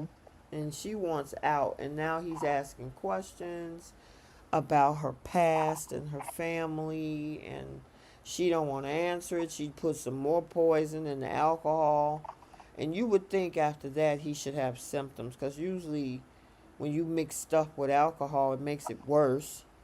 So I don't know. Yeah, and this is where I wish that she was a better scammer. And to be honest, I kind of wish Tomas was mixed up in this, because it actually would have made like his character more interesting, to be honest. Like, what if they both were working together to take down, like, he takes down Bill's law firm, and she just takes down Bill altogether. He gets the law firm, she gets the money, and they work as a team. Because between her and Randy, that's like few and far between. Like, we really don't see too many scenes where they're trying to, plan things out. Like, she's thinking off of the top of her head, and she's just dragging us on. We need some progression. I thought we were going to get that with her and Lynette, but Lynette is up there with Casper right now, so we don't know where she's at. But it would have been interesting. You don't think this? Yeah, I don't think she's gone either. That's why I said she's up with Casper. We don't know. I think that she's in hiding. somewhere, because Randy, if he couldn't get rid of that guy, and it took Malone to do that, I don't think he would have got rid of Lynette. Right. Mm-hmm. I can't see him doing that. This is the same man who ran off with $10,000 and headed to Bali. And then came back. Right. And then came back, begging for his job back. I love Randy. He is a fine piece of man, but I mean, yeah, she ain't gone. She's somewhere. Speaking of Randy, what did y'all think about him and Mona? I don't see the chemistry Me either. between them. I don't know what they're trying to do. He's being nice or she's interested. I don't know. Yeah, they're just not. They're not meshing for me. And the way that the church lady personality is too, in my opinion, it just feels too heavy handed. It's almost like maybe they're trying to do an opposites attract kind of thing, but it comes off more like she's mothering him, or like she's his aunt or something. Mm-hmm. Because she's trying to tell him he needs to get his life together. And it's too much. And her clutching her pearls, because when she walked in on him and Lynette, he was licking her finger or something like that. And I don't see it for them. That's just my opinion. You know what I think it is? Like, there's some women who like the bad boy type, but they want to clean him up to where he's presentable for the world, but still keep that edge. It sounds like Vanessa and Joey. Mm-hmm. Well, she wants him to keep all of like the bad traits, though. But with Mona, she's like she wants that bad boy energy, definitely for them sheets. She can throw the Bible and throw Jesus into the conversation all she wants, but she sees what she sees, and she likes that bad boy edge. She just wants to clean him up a little bit. Mm-hmm. But I think they're going to put these two together. I wouldn't mind it, because that means we get more Mona on screen. So, not necessarily, because neither one of them are main characters. They're not main characters. I feel like we see Randy quite a bit more than we see Tomas and Derek. I feel more than Derek. Girl, bye Derek. But I wouldn't mind like the supporting roles to have like their own love interest. I would love for Mona to have a little something hot and spicy with Randy, if they will take it there. Because we do know this man, he can do a love scene, and this man has a body. We definitely need to see him in all of his form. That's just me, though. Okay. Yeah, I'm wondering where they're gonna go with this. I mean, obviously they might, put them together because they making him look like he might be a little interested. I don't know, but I guess we'll have to see. What else? Because most of this past week was about the plasma thing, which we talked about. Nicole and her fantasies. Oh yeah, Nicole and her fantasies. So what are y'all thoughts about this? Is it that, now that she didn't kind of got over her anger, which she, how some people after a divorce, they pop out, right? Mm-hmm. And of course she did that with Carlton and Kyle. Now that the dust is settled, do you think she's now thinking or wishing about being with Ted again? Because she definitely fantasizing about it. Every time she's with Carlton. Now, I think that she just misses whatever Ted was doing to this woman in them sheets, she's missing. And she's not getting from out of the other guys. And look at who she went and got advice from. Danny and Vanessa, of all people. This is who you get advice from. And of course, Danny is like, oh, yeah, I fantasize about Bill all the time. When I was intimate with Andre, I'm like, you still do that. You still do that. The fact that you openly said this out in public, I'm like, you probably did this the last time you were with Andre because you don't love this man like that. And then you're going to go to Vanessa, who's all she's going to do is like prop you up to go back and like have a one night stand with your ex-husband. Of course, she's going to encourage this. So I don't think that she wants a relationship, but she definitely misses whatever that man was doing to her in them sheets. And that kept her there for over 30 years. Yep. So you think they're gonna make it where they double back? No, not so. This is what I'm predicting.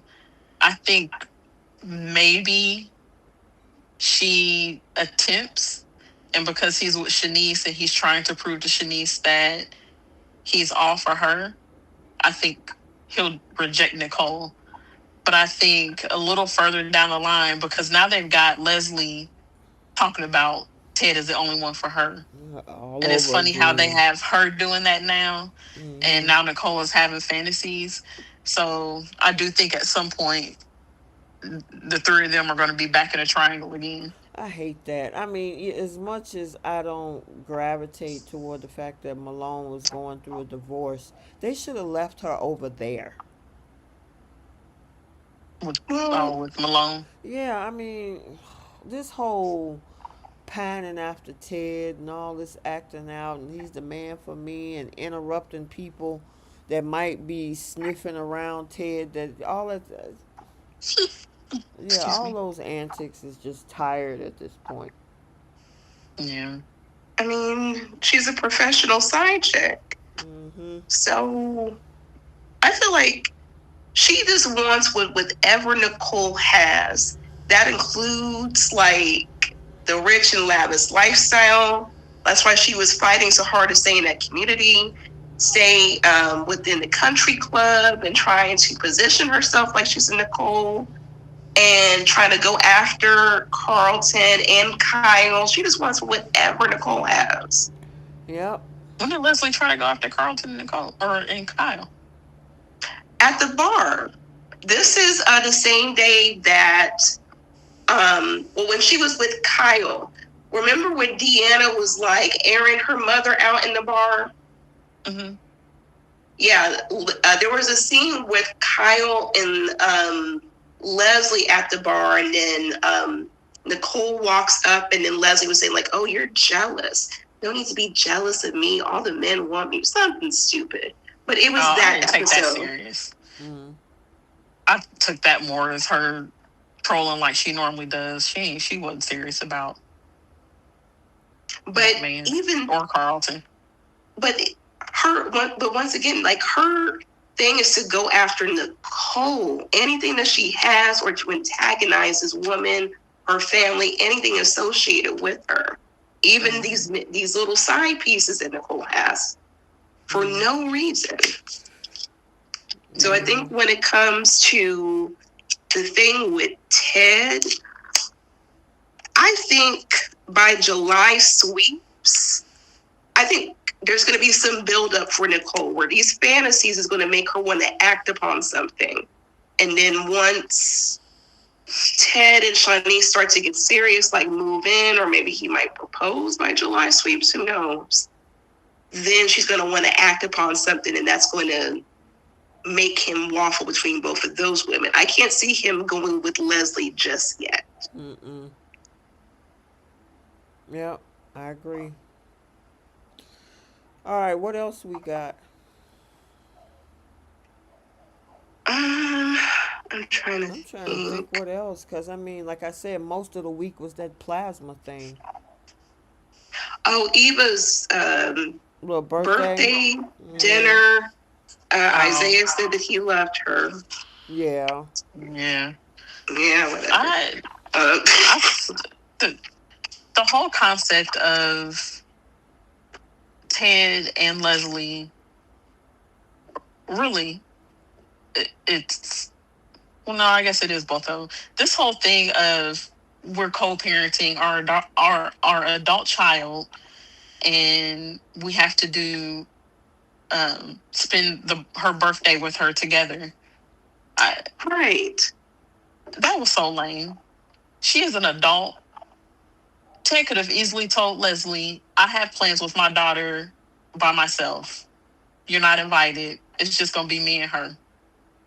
I I don't understand the whole co-parenting an adult thing. Like feeling like you're forced to do it at that. It's different if you for real have a civil relationship and you guys don't mind being around each other.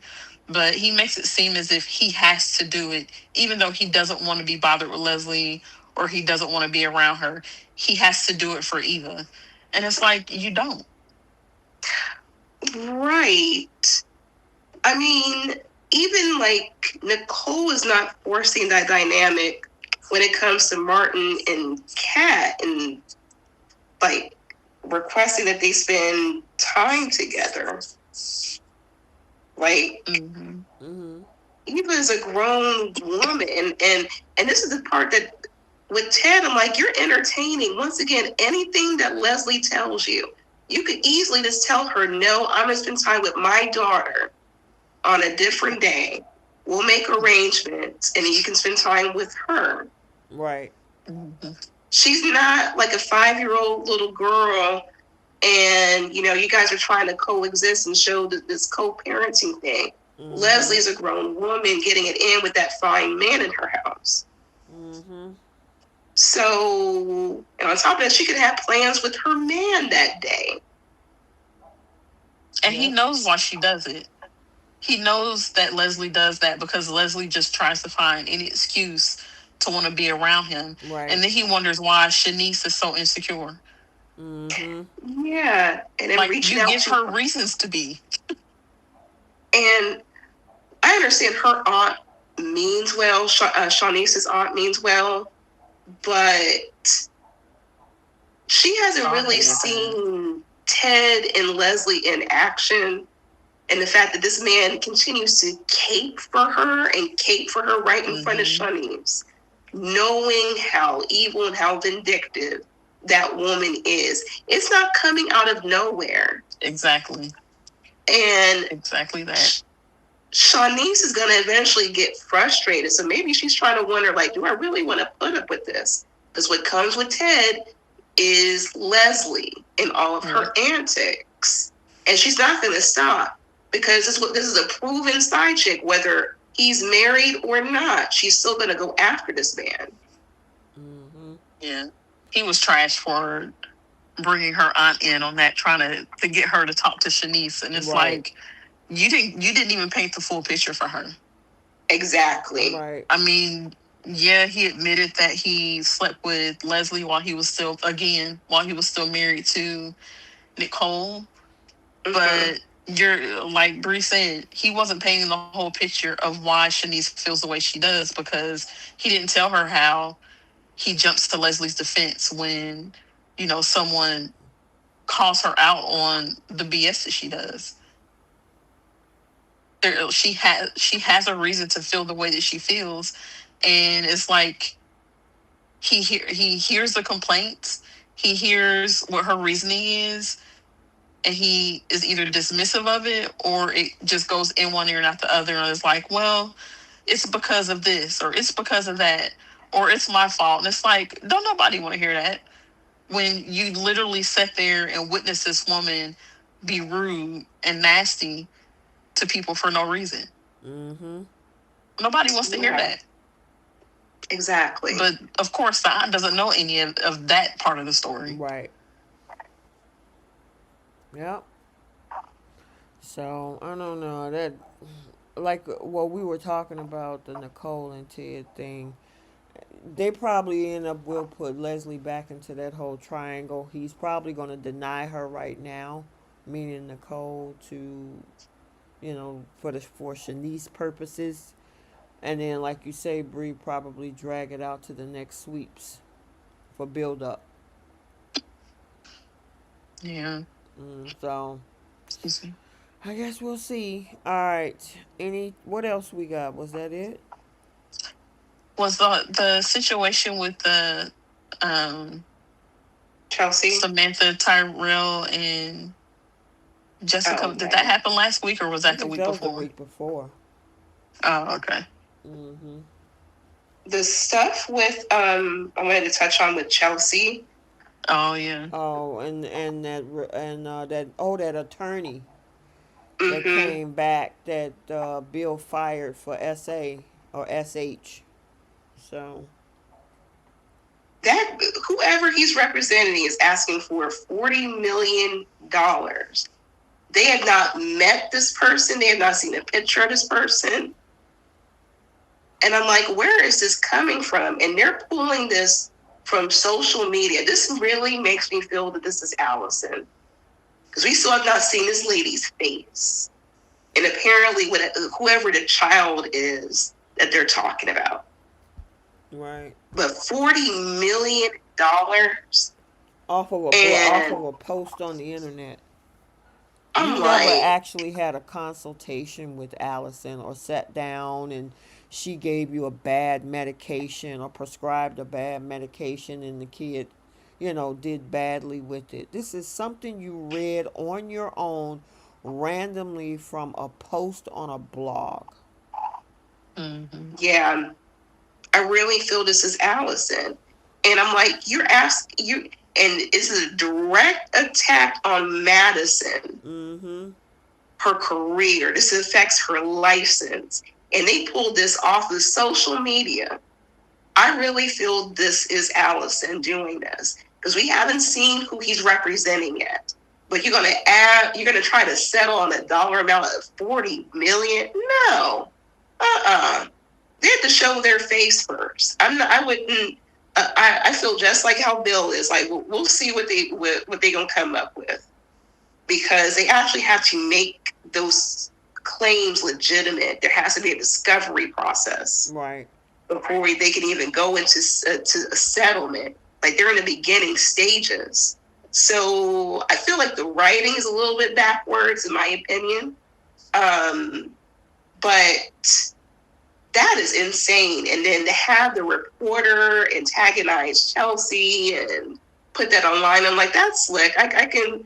There are attorneys who will do that. Um, so, and I wonder if that was also curated by Allison. And I'm curious to see what direction this is going to go in. Because at first, I'm like, why are they doing this with Madison? Like, of all things, like a blog post, I'm like, that's not going to hold up. But the fact that they're bringing out some familiar faces.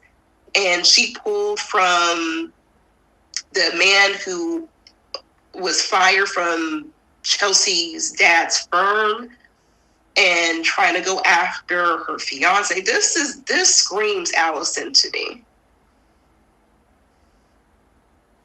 Like I can't Yeah. think of who else this could be. That's all. Who else could it be? I mean, that would. But he's. I don't know no attorney that would take a case based on something you read on a blog post. I mean, just that writing on that Well, piece is crazy to me. you be very very surprised because I do digital court reporting and you'd be surprised what lawyers would take certain cases because people got to eat. I got you. So You can Okay. sue from jail. How's she paying these people? I mean, some attorneys they'll get paid after the fact. Like, and then plus, Allison said she comes from money. Remember, her family had properties. That's why she took Chelsea to one of her grandmother's properties. But she had money enough to pay an escort and everything. Yeah. Okay. Yeah. Well. Yeah. I mean, that makes a good point that it could be Allison. So. We haven't heard from this girl. And since we know that they like to circle back with the characters who are already on the show, Yeah. I think we're going to see this girl's face here pretty soon. Aisha says she's not even interested in that story. It's nonsense.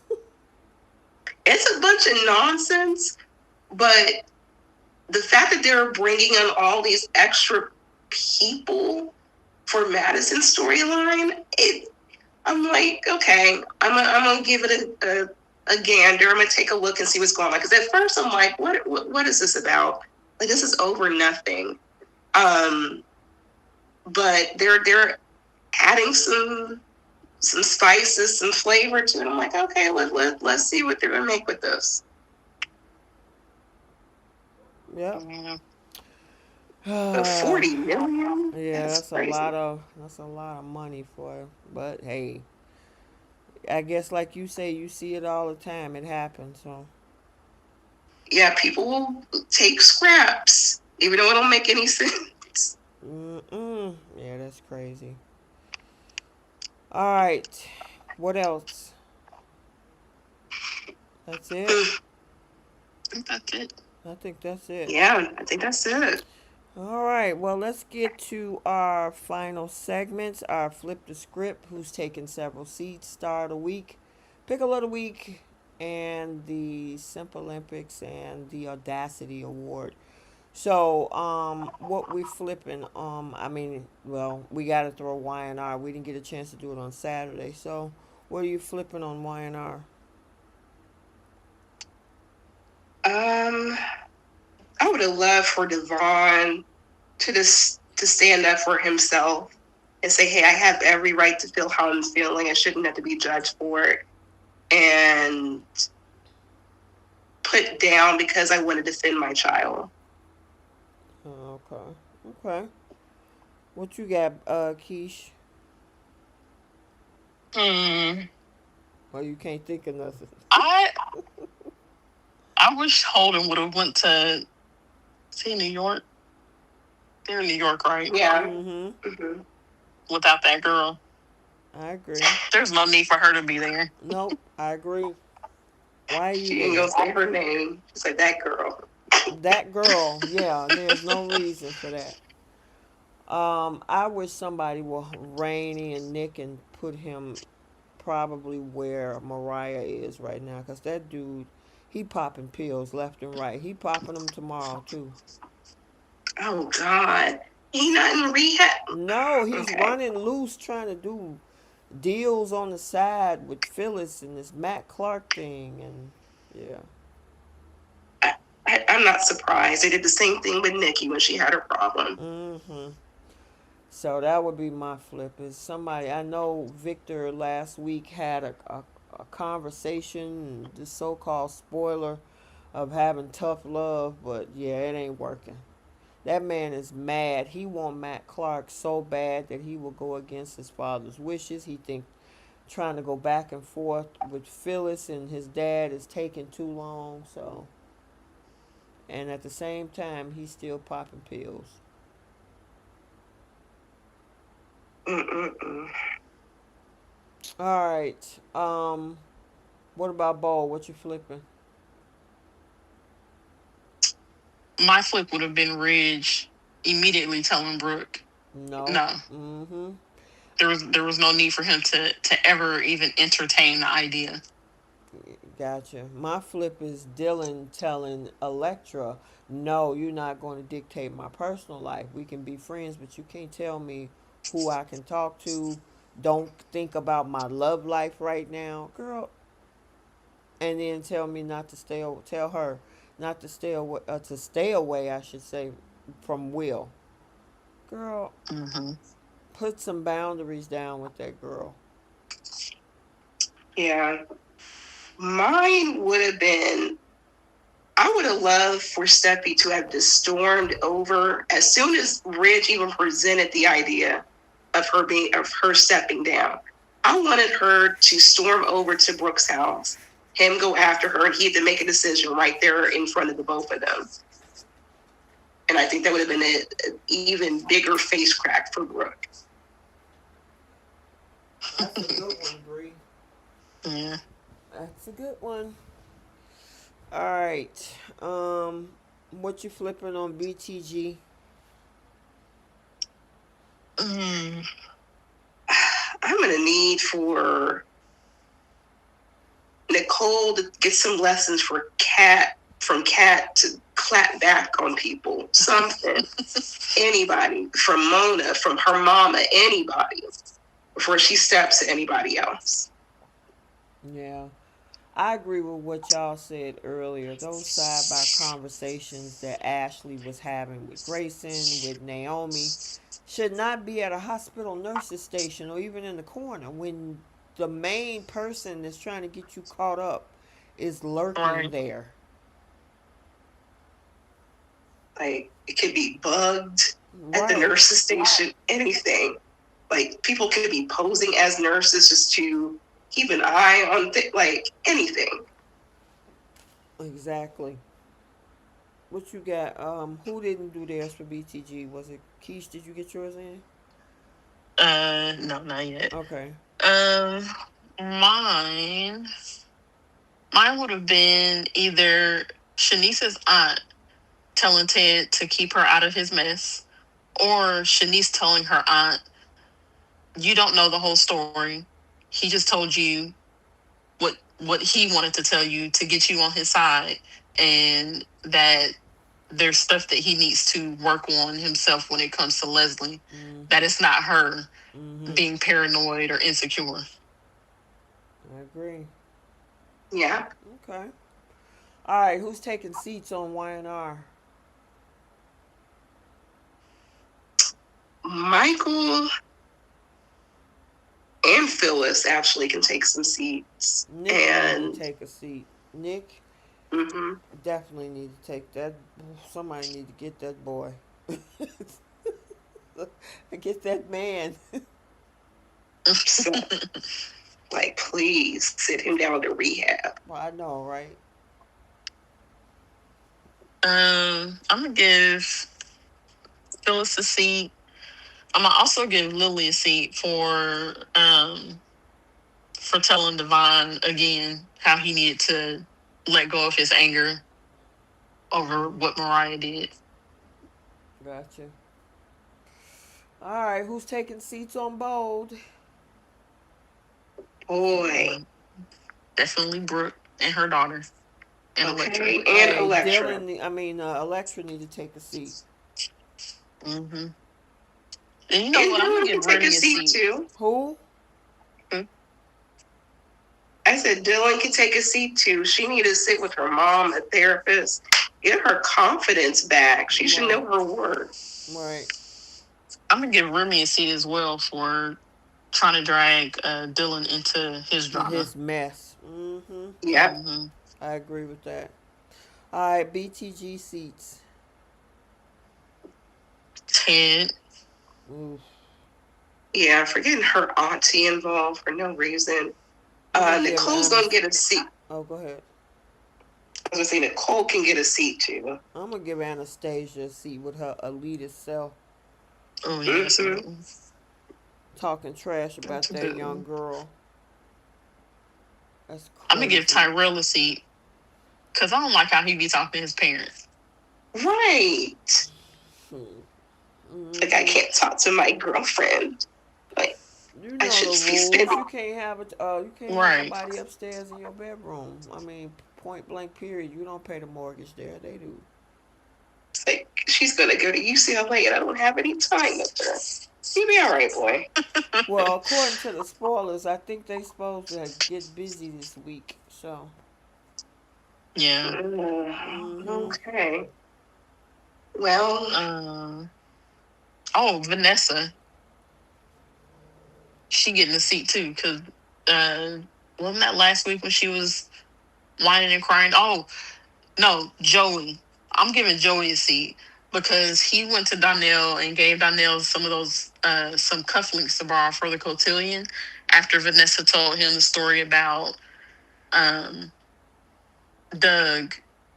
Doug giving him some cufflinks or was gonna give him some cufflinks for something. I forget what exactly it was, but it's like, sir, you had this man's father unalived. How dare you show up to give him some cufflinks like you're trying to? And I know he said, "I'm not trying to replace your father," but every time, every time he makes a fatherly type gesture, it pisses me off because we know what he did. Exactly. I got you. I had a side note. Side question. Didn't Isaiah say that Joey taught him how to cook the meal that he made for Eva? Yes, he did. Isaiah can also take a seat. That annoyed me to no end. I'm like, that's a father and son thing to do. Yes, that annoyed me so much.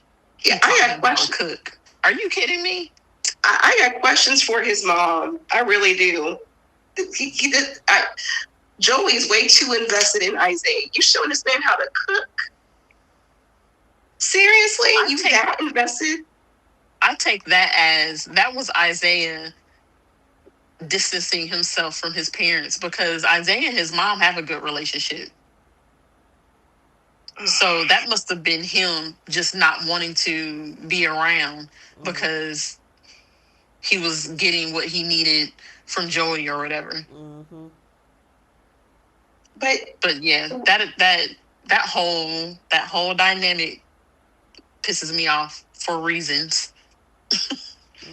Yeah, it's giving father and son vibes for me because we see the way that he acts when Vanessa tries to make him part of the family or at least try to force it upon this man, and the fact that the happiest moments where we get to see him kind of be more human within the show is whenever he talks about Isaiah or whenever Isaiah is just like, hey, he helped me with this. He paid because he also said that Joey helped pay his way to go to college or something, and try to make sure that he got out of selling stuff on the streets, and now he's showing this boy how to cook when he was a kid. I'm like, he's awfully invested in Isaiah.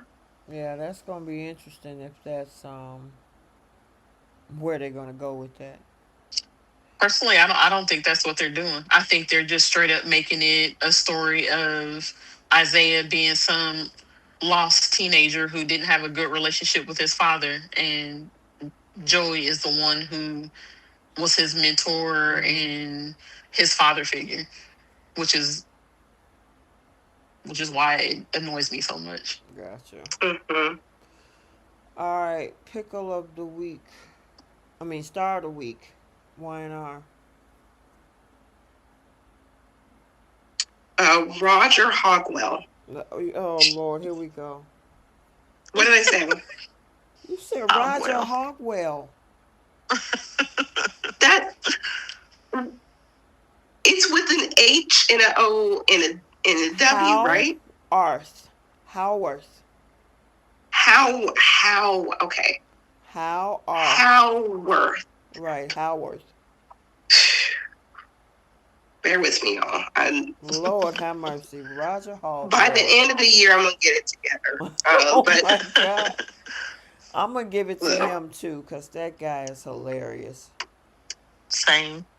Yeah. All right, bold star.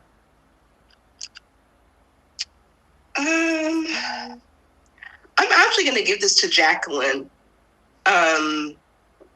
I thought the scenes that she had with Ridge were really good with voicing her point, not getting too overly emotional about it, just laying down facts. It's like, hey, you need to, for once, pick your child over your wife or over Brooke or whatever it was. Yeah, I agree. But I thought those scenes were great. I'm gonna go with Jackie too.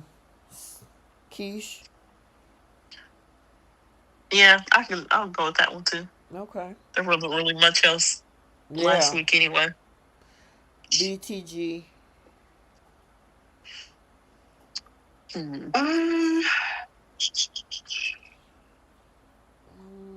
really trying to think. I'll give this to the actress who played Anastasia, because even though it was a short, scene, we really saw her for that episode.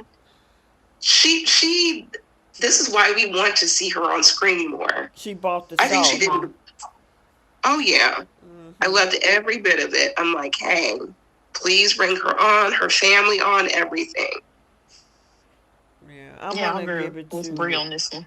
I'm gonna go with Tamra when she rung the bell last week. That touched me, so I'll give it to her. Mm-hmm. All right, Okay. pickle of the week, Y&R, Claire. Michael. Michael got on my nerves last week. What you got, Keish? um, I'm gonna give the pickle to the continued uh villainization of what's his name? Who? Devon. Devon. Devon. Yeah, Okay, gotcha, gotcha. All right, pickle bold. my pickle is gonna be how they conveniently ignore um the the ownership of Forcer Right, Creations I can to agree with push these that. plots. Yep, I agree. This shouldn't really be a question. Right, Hmm. I totally agree with that. That was a good one. Y'all keep overlooking and making it look like Ridge is her boss. No, it's not. Right. I actually agree with that. I'll piggyback off of that. Yeah, yep. All right, Simple Olympics. Um, Michael Holden, Dylan, oh and no, huh? is it Dylan? Oh, I was like, Yeah, oh, cause I mean she begging for that girl friendship. Ooh, I just and that girl um, ain't giving her to get what she get in return is a bunch of rules and regulations. yeah, yeah, it could not be me. No, Hmm. I tell her little butt go sit down somewhere. You don't tell me what to do. Okay. Um, so bronze is going to be Kane for me. Yeah, I can see Never, that. I forgot about Mr. Kano. especially when he was just trying to boost and inflate Lily's ego about that picture. Um, Holden's getting silver. Okay, Ridge is going to get gold. and who get platinum? Oh, we know Michael's going to get platinum. Most He, definitely. She was. We was yeah, talking about that on Saturday. Phyllis was dumb for hiring that guy. yes. Like you made Billy sound smart when he questioned you about was it a bright idea to hire Victor's right hand man? Right. He's like, oh, he's my friend. Well, he's also Diane's friend, but it didn't stop him from planting moles in that company. If there's a hierarchy to the friendship, he loves Victor more than the rest of y'all. He's more of a friend to Victor than he is to the two of those ladies. Yeah, Yeah. there's zero hope for Michael. Zero. Exactly. That man will forever kiss the ring. Polish the ring in hopes to wear the ring that he will never have access to. Man, I keep Man, thinking about what you used to say.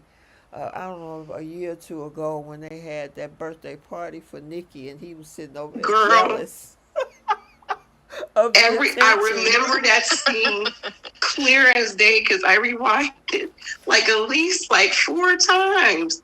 That, Everybody Was this is when he was on the clap. outs with him? With him? Yeah, yes.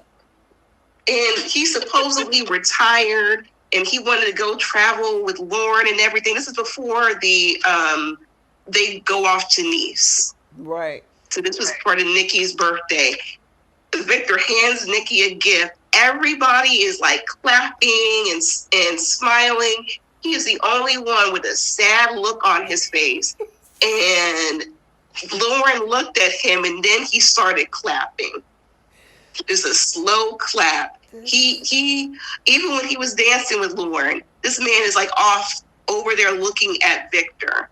This I've never seen an employee so obsessed with their boss before in my life. Exactly. Look at Jenna Yeah. said Lauren should divorce Michael. I think that's gonna come up very soon. I know one thing. Victor is always the side dude in that relationship. Now Yep. he's the main dude. Lauren's the side chick. Who gets to see Michael more, her or Victor? Victor. Okay, Yeah. he will, he will pick up on the first ring. The fact that Victor has done all these unconscionable things to people, even to him. When he found out that Victor lost his company to Phyllis, Diane and Lauren was celebrating. This man had a sour look on his face. Like, Girl, how this can is you the guys say that? same man that went to a Peruvian prison for him. Yes, I still and can't believe still that happened. and still have to beg for his job as if he doesn't have money in the Oh bank. man. They've I'm like, written Michael as this. I don't know who's worse about the friendships, him and Victor or Dylan and Electra. Michael. Please make. I'm gonna say Michael because Mm, Michael's been doing this for decades now, I know. and I'm he's just Okay. being funny, literally. girl. Like, if Dylan has time to correct this, Right. Right. whereas Michael is a lost cause. I know. Like, this man was about to take a bullet for him. He had an opportunity to leave to go home to his wife, call for help, but he was about to take a bullet for Victor. And then if he didn't take the bullet right, then Victor still feel betrayed. You didn't take the bullet 2 inches to the left. You're out of here. Yes, begging for his job back. And then he got back in Victor's good graces after he gave him a coin. I don't even know what the coin is about. It's one of them little the 25-cent like quarters for the collected with the United States and stuff on it. It like a quarter, a coin. That's all it took for you to get in Victor's good graces. Mm-hmm. Oh my lord. That is crazy. Yeah. I'm Crazy. like, poor Lauren. She's been a side chick for over 20 years. I know, right? All right, we got the Audacity Award. Oh my goodness. It's a lot of contenders. I know they worked really hard for her this week. Mm-hmm. We had Diane, we definitely had Brooke for sure. We had Hope, we had Electra, Mm-hmm. Anastasia, a new nominee. She Right. made She her way gets to a the list. nomination too. So who y'all? Okay, so if you had to pick one, Bree, who would it be at the top? At Tippity the top. very top is Hope Logan. She's earned it. All her delusion, all her entitlement, all her manipulation. It's worked for her to get that nomination, to get the win for this week. I agree. What you got, Keish? Who's your top for the Audacity? I am actually going to give it to Ridge Yeah, that's a good because one. yes, Hope and Brooke are delusional for even coming up with this whole idea. Mm-hmm. But Ridge's audacity to go to his daughter and actually ask her to vacate the co-CEO role for his wife because his wife wants to play Eric and Stephanie Forrester. Mm-hmm. That I think had the most audacity because Yeah, he I should can have known agree better. with that. That's a good one too. I mean, I said that earlier. I mean, you come back to Brooke talking about she deserved it. Steffi work hard. You knew that before walking out the door the first time. You should have just Mm-hmm. told Brooke no and tell her, nah, we ain't doing that. Yep. So I agree with that one. All right, y'all. This. Imagine the. Go ahead. Oh, sorry.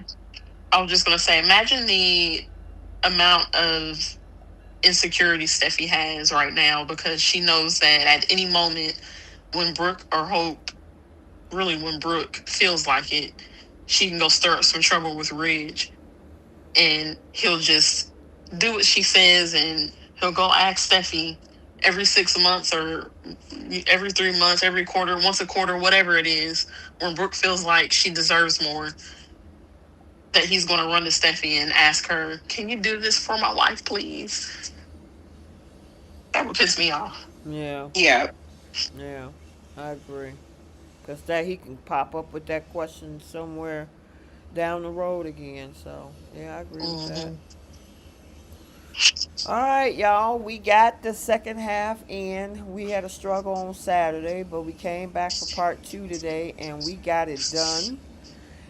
I, Yay! yay! And we had a good conversation, especially when we talked about bowl for an hour and a half. So we had a lot to air out with that whole thing, and we're probably gonna have a lot more on the next, the next show that we do with what goes down this week. So, especially when Hope finds out that yeah, her mom wasn't successful.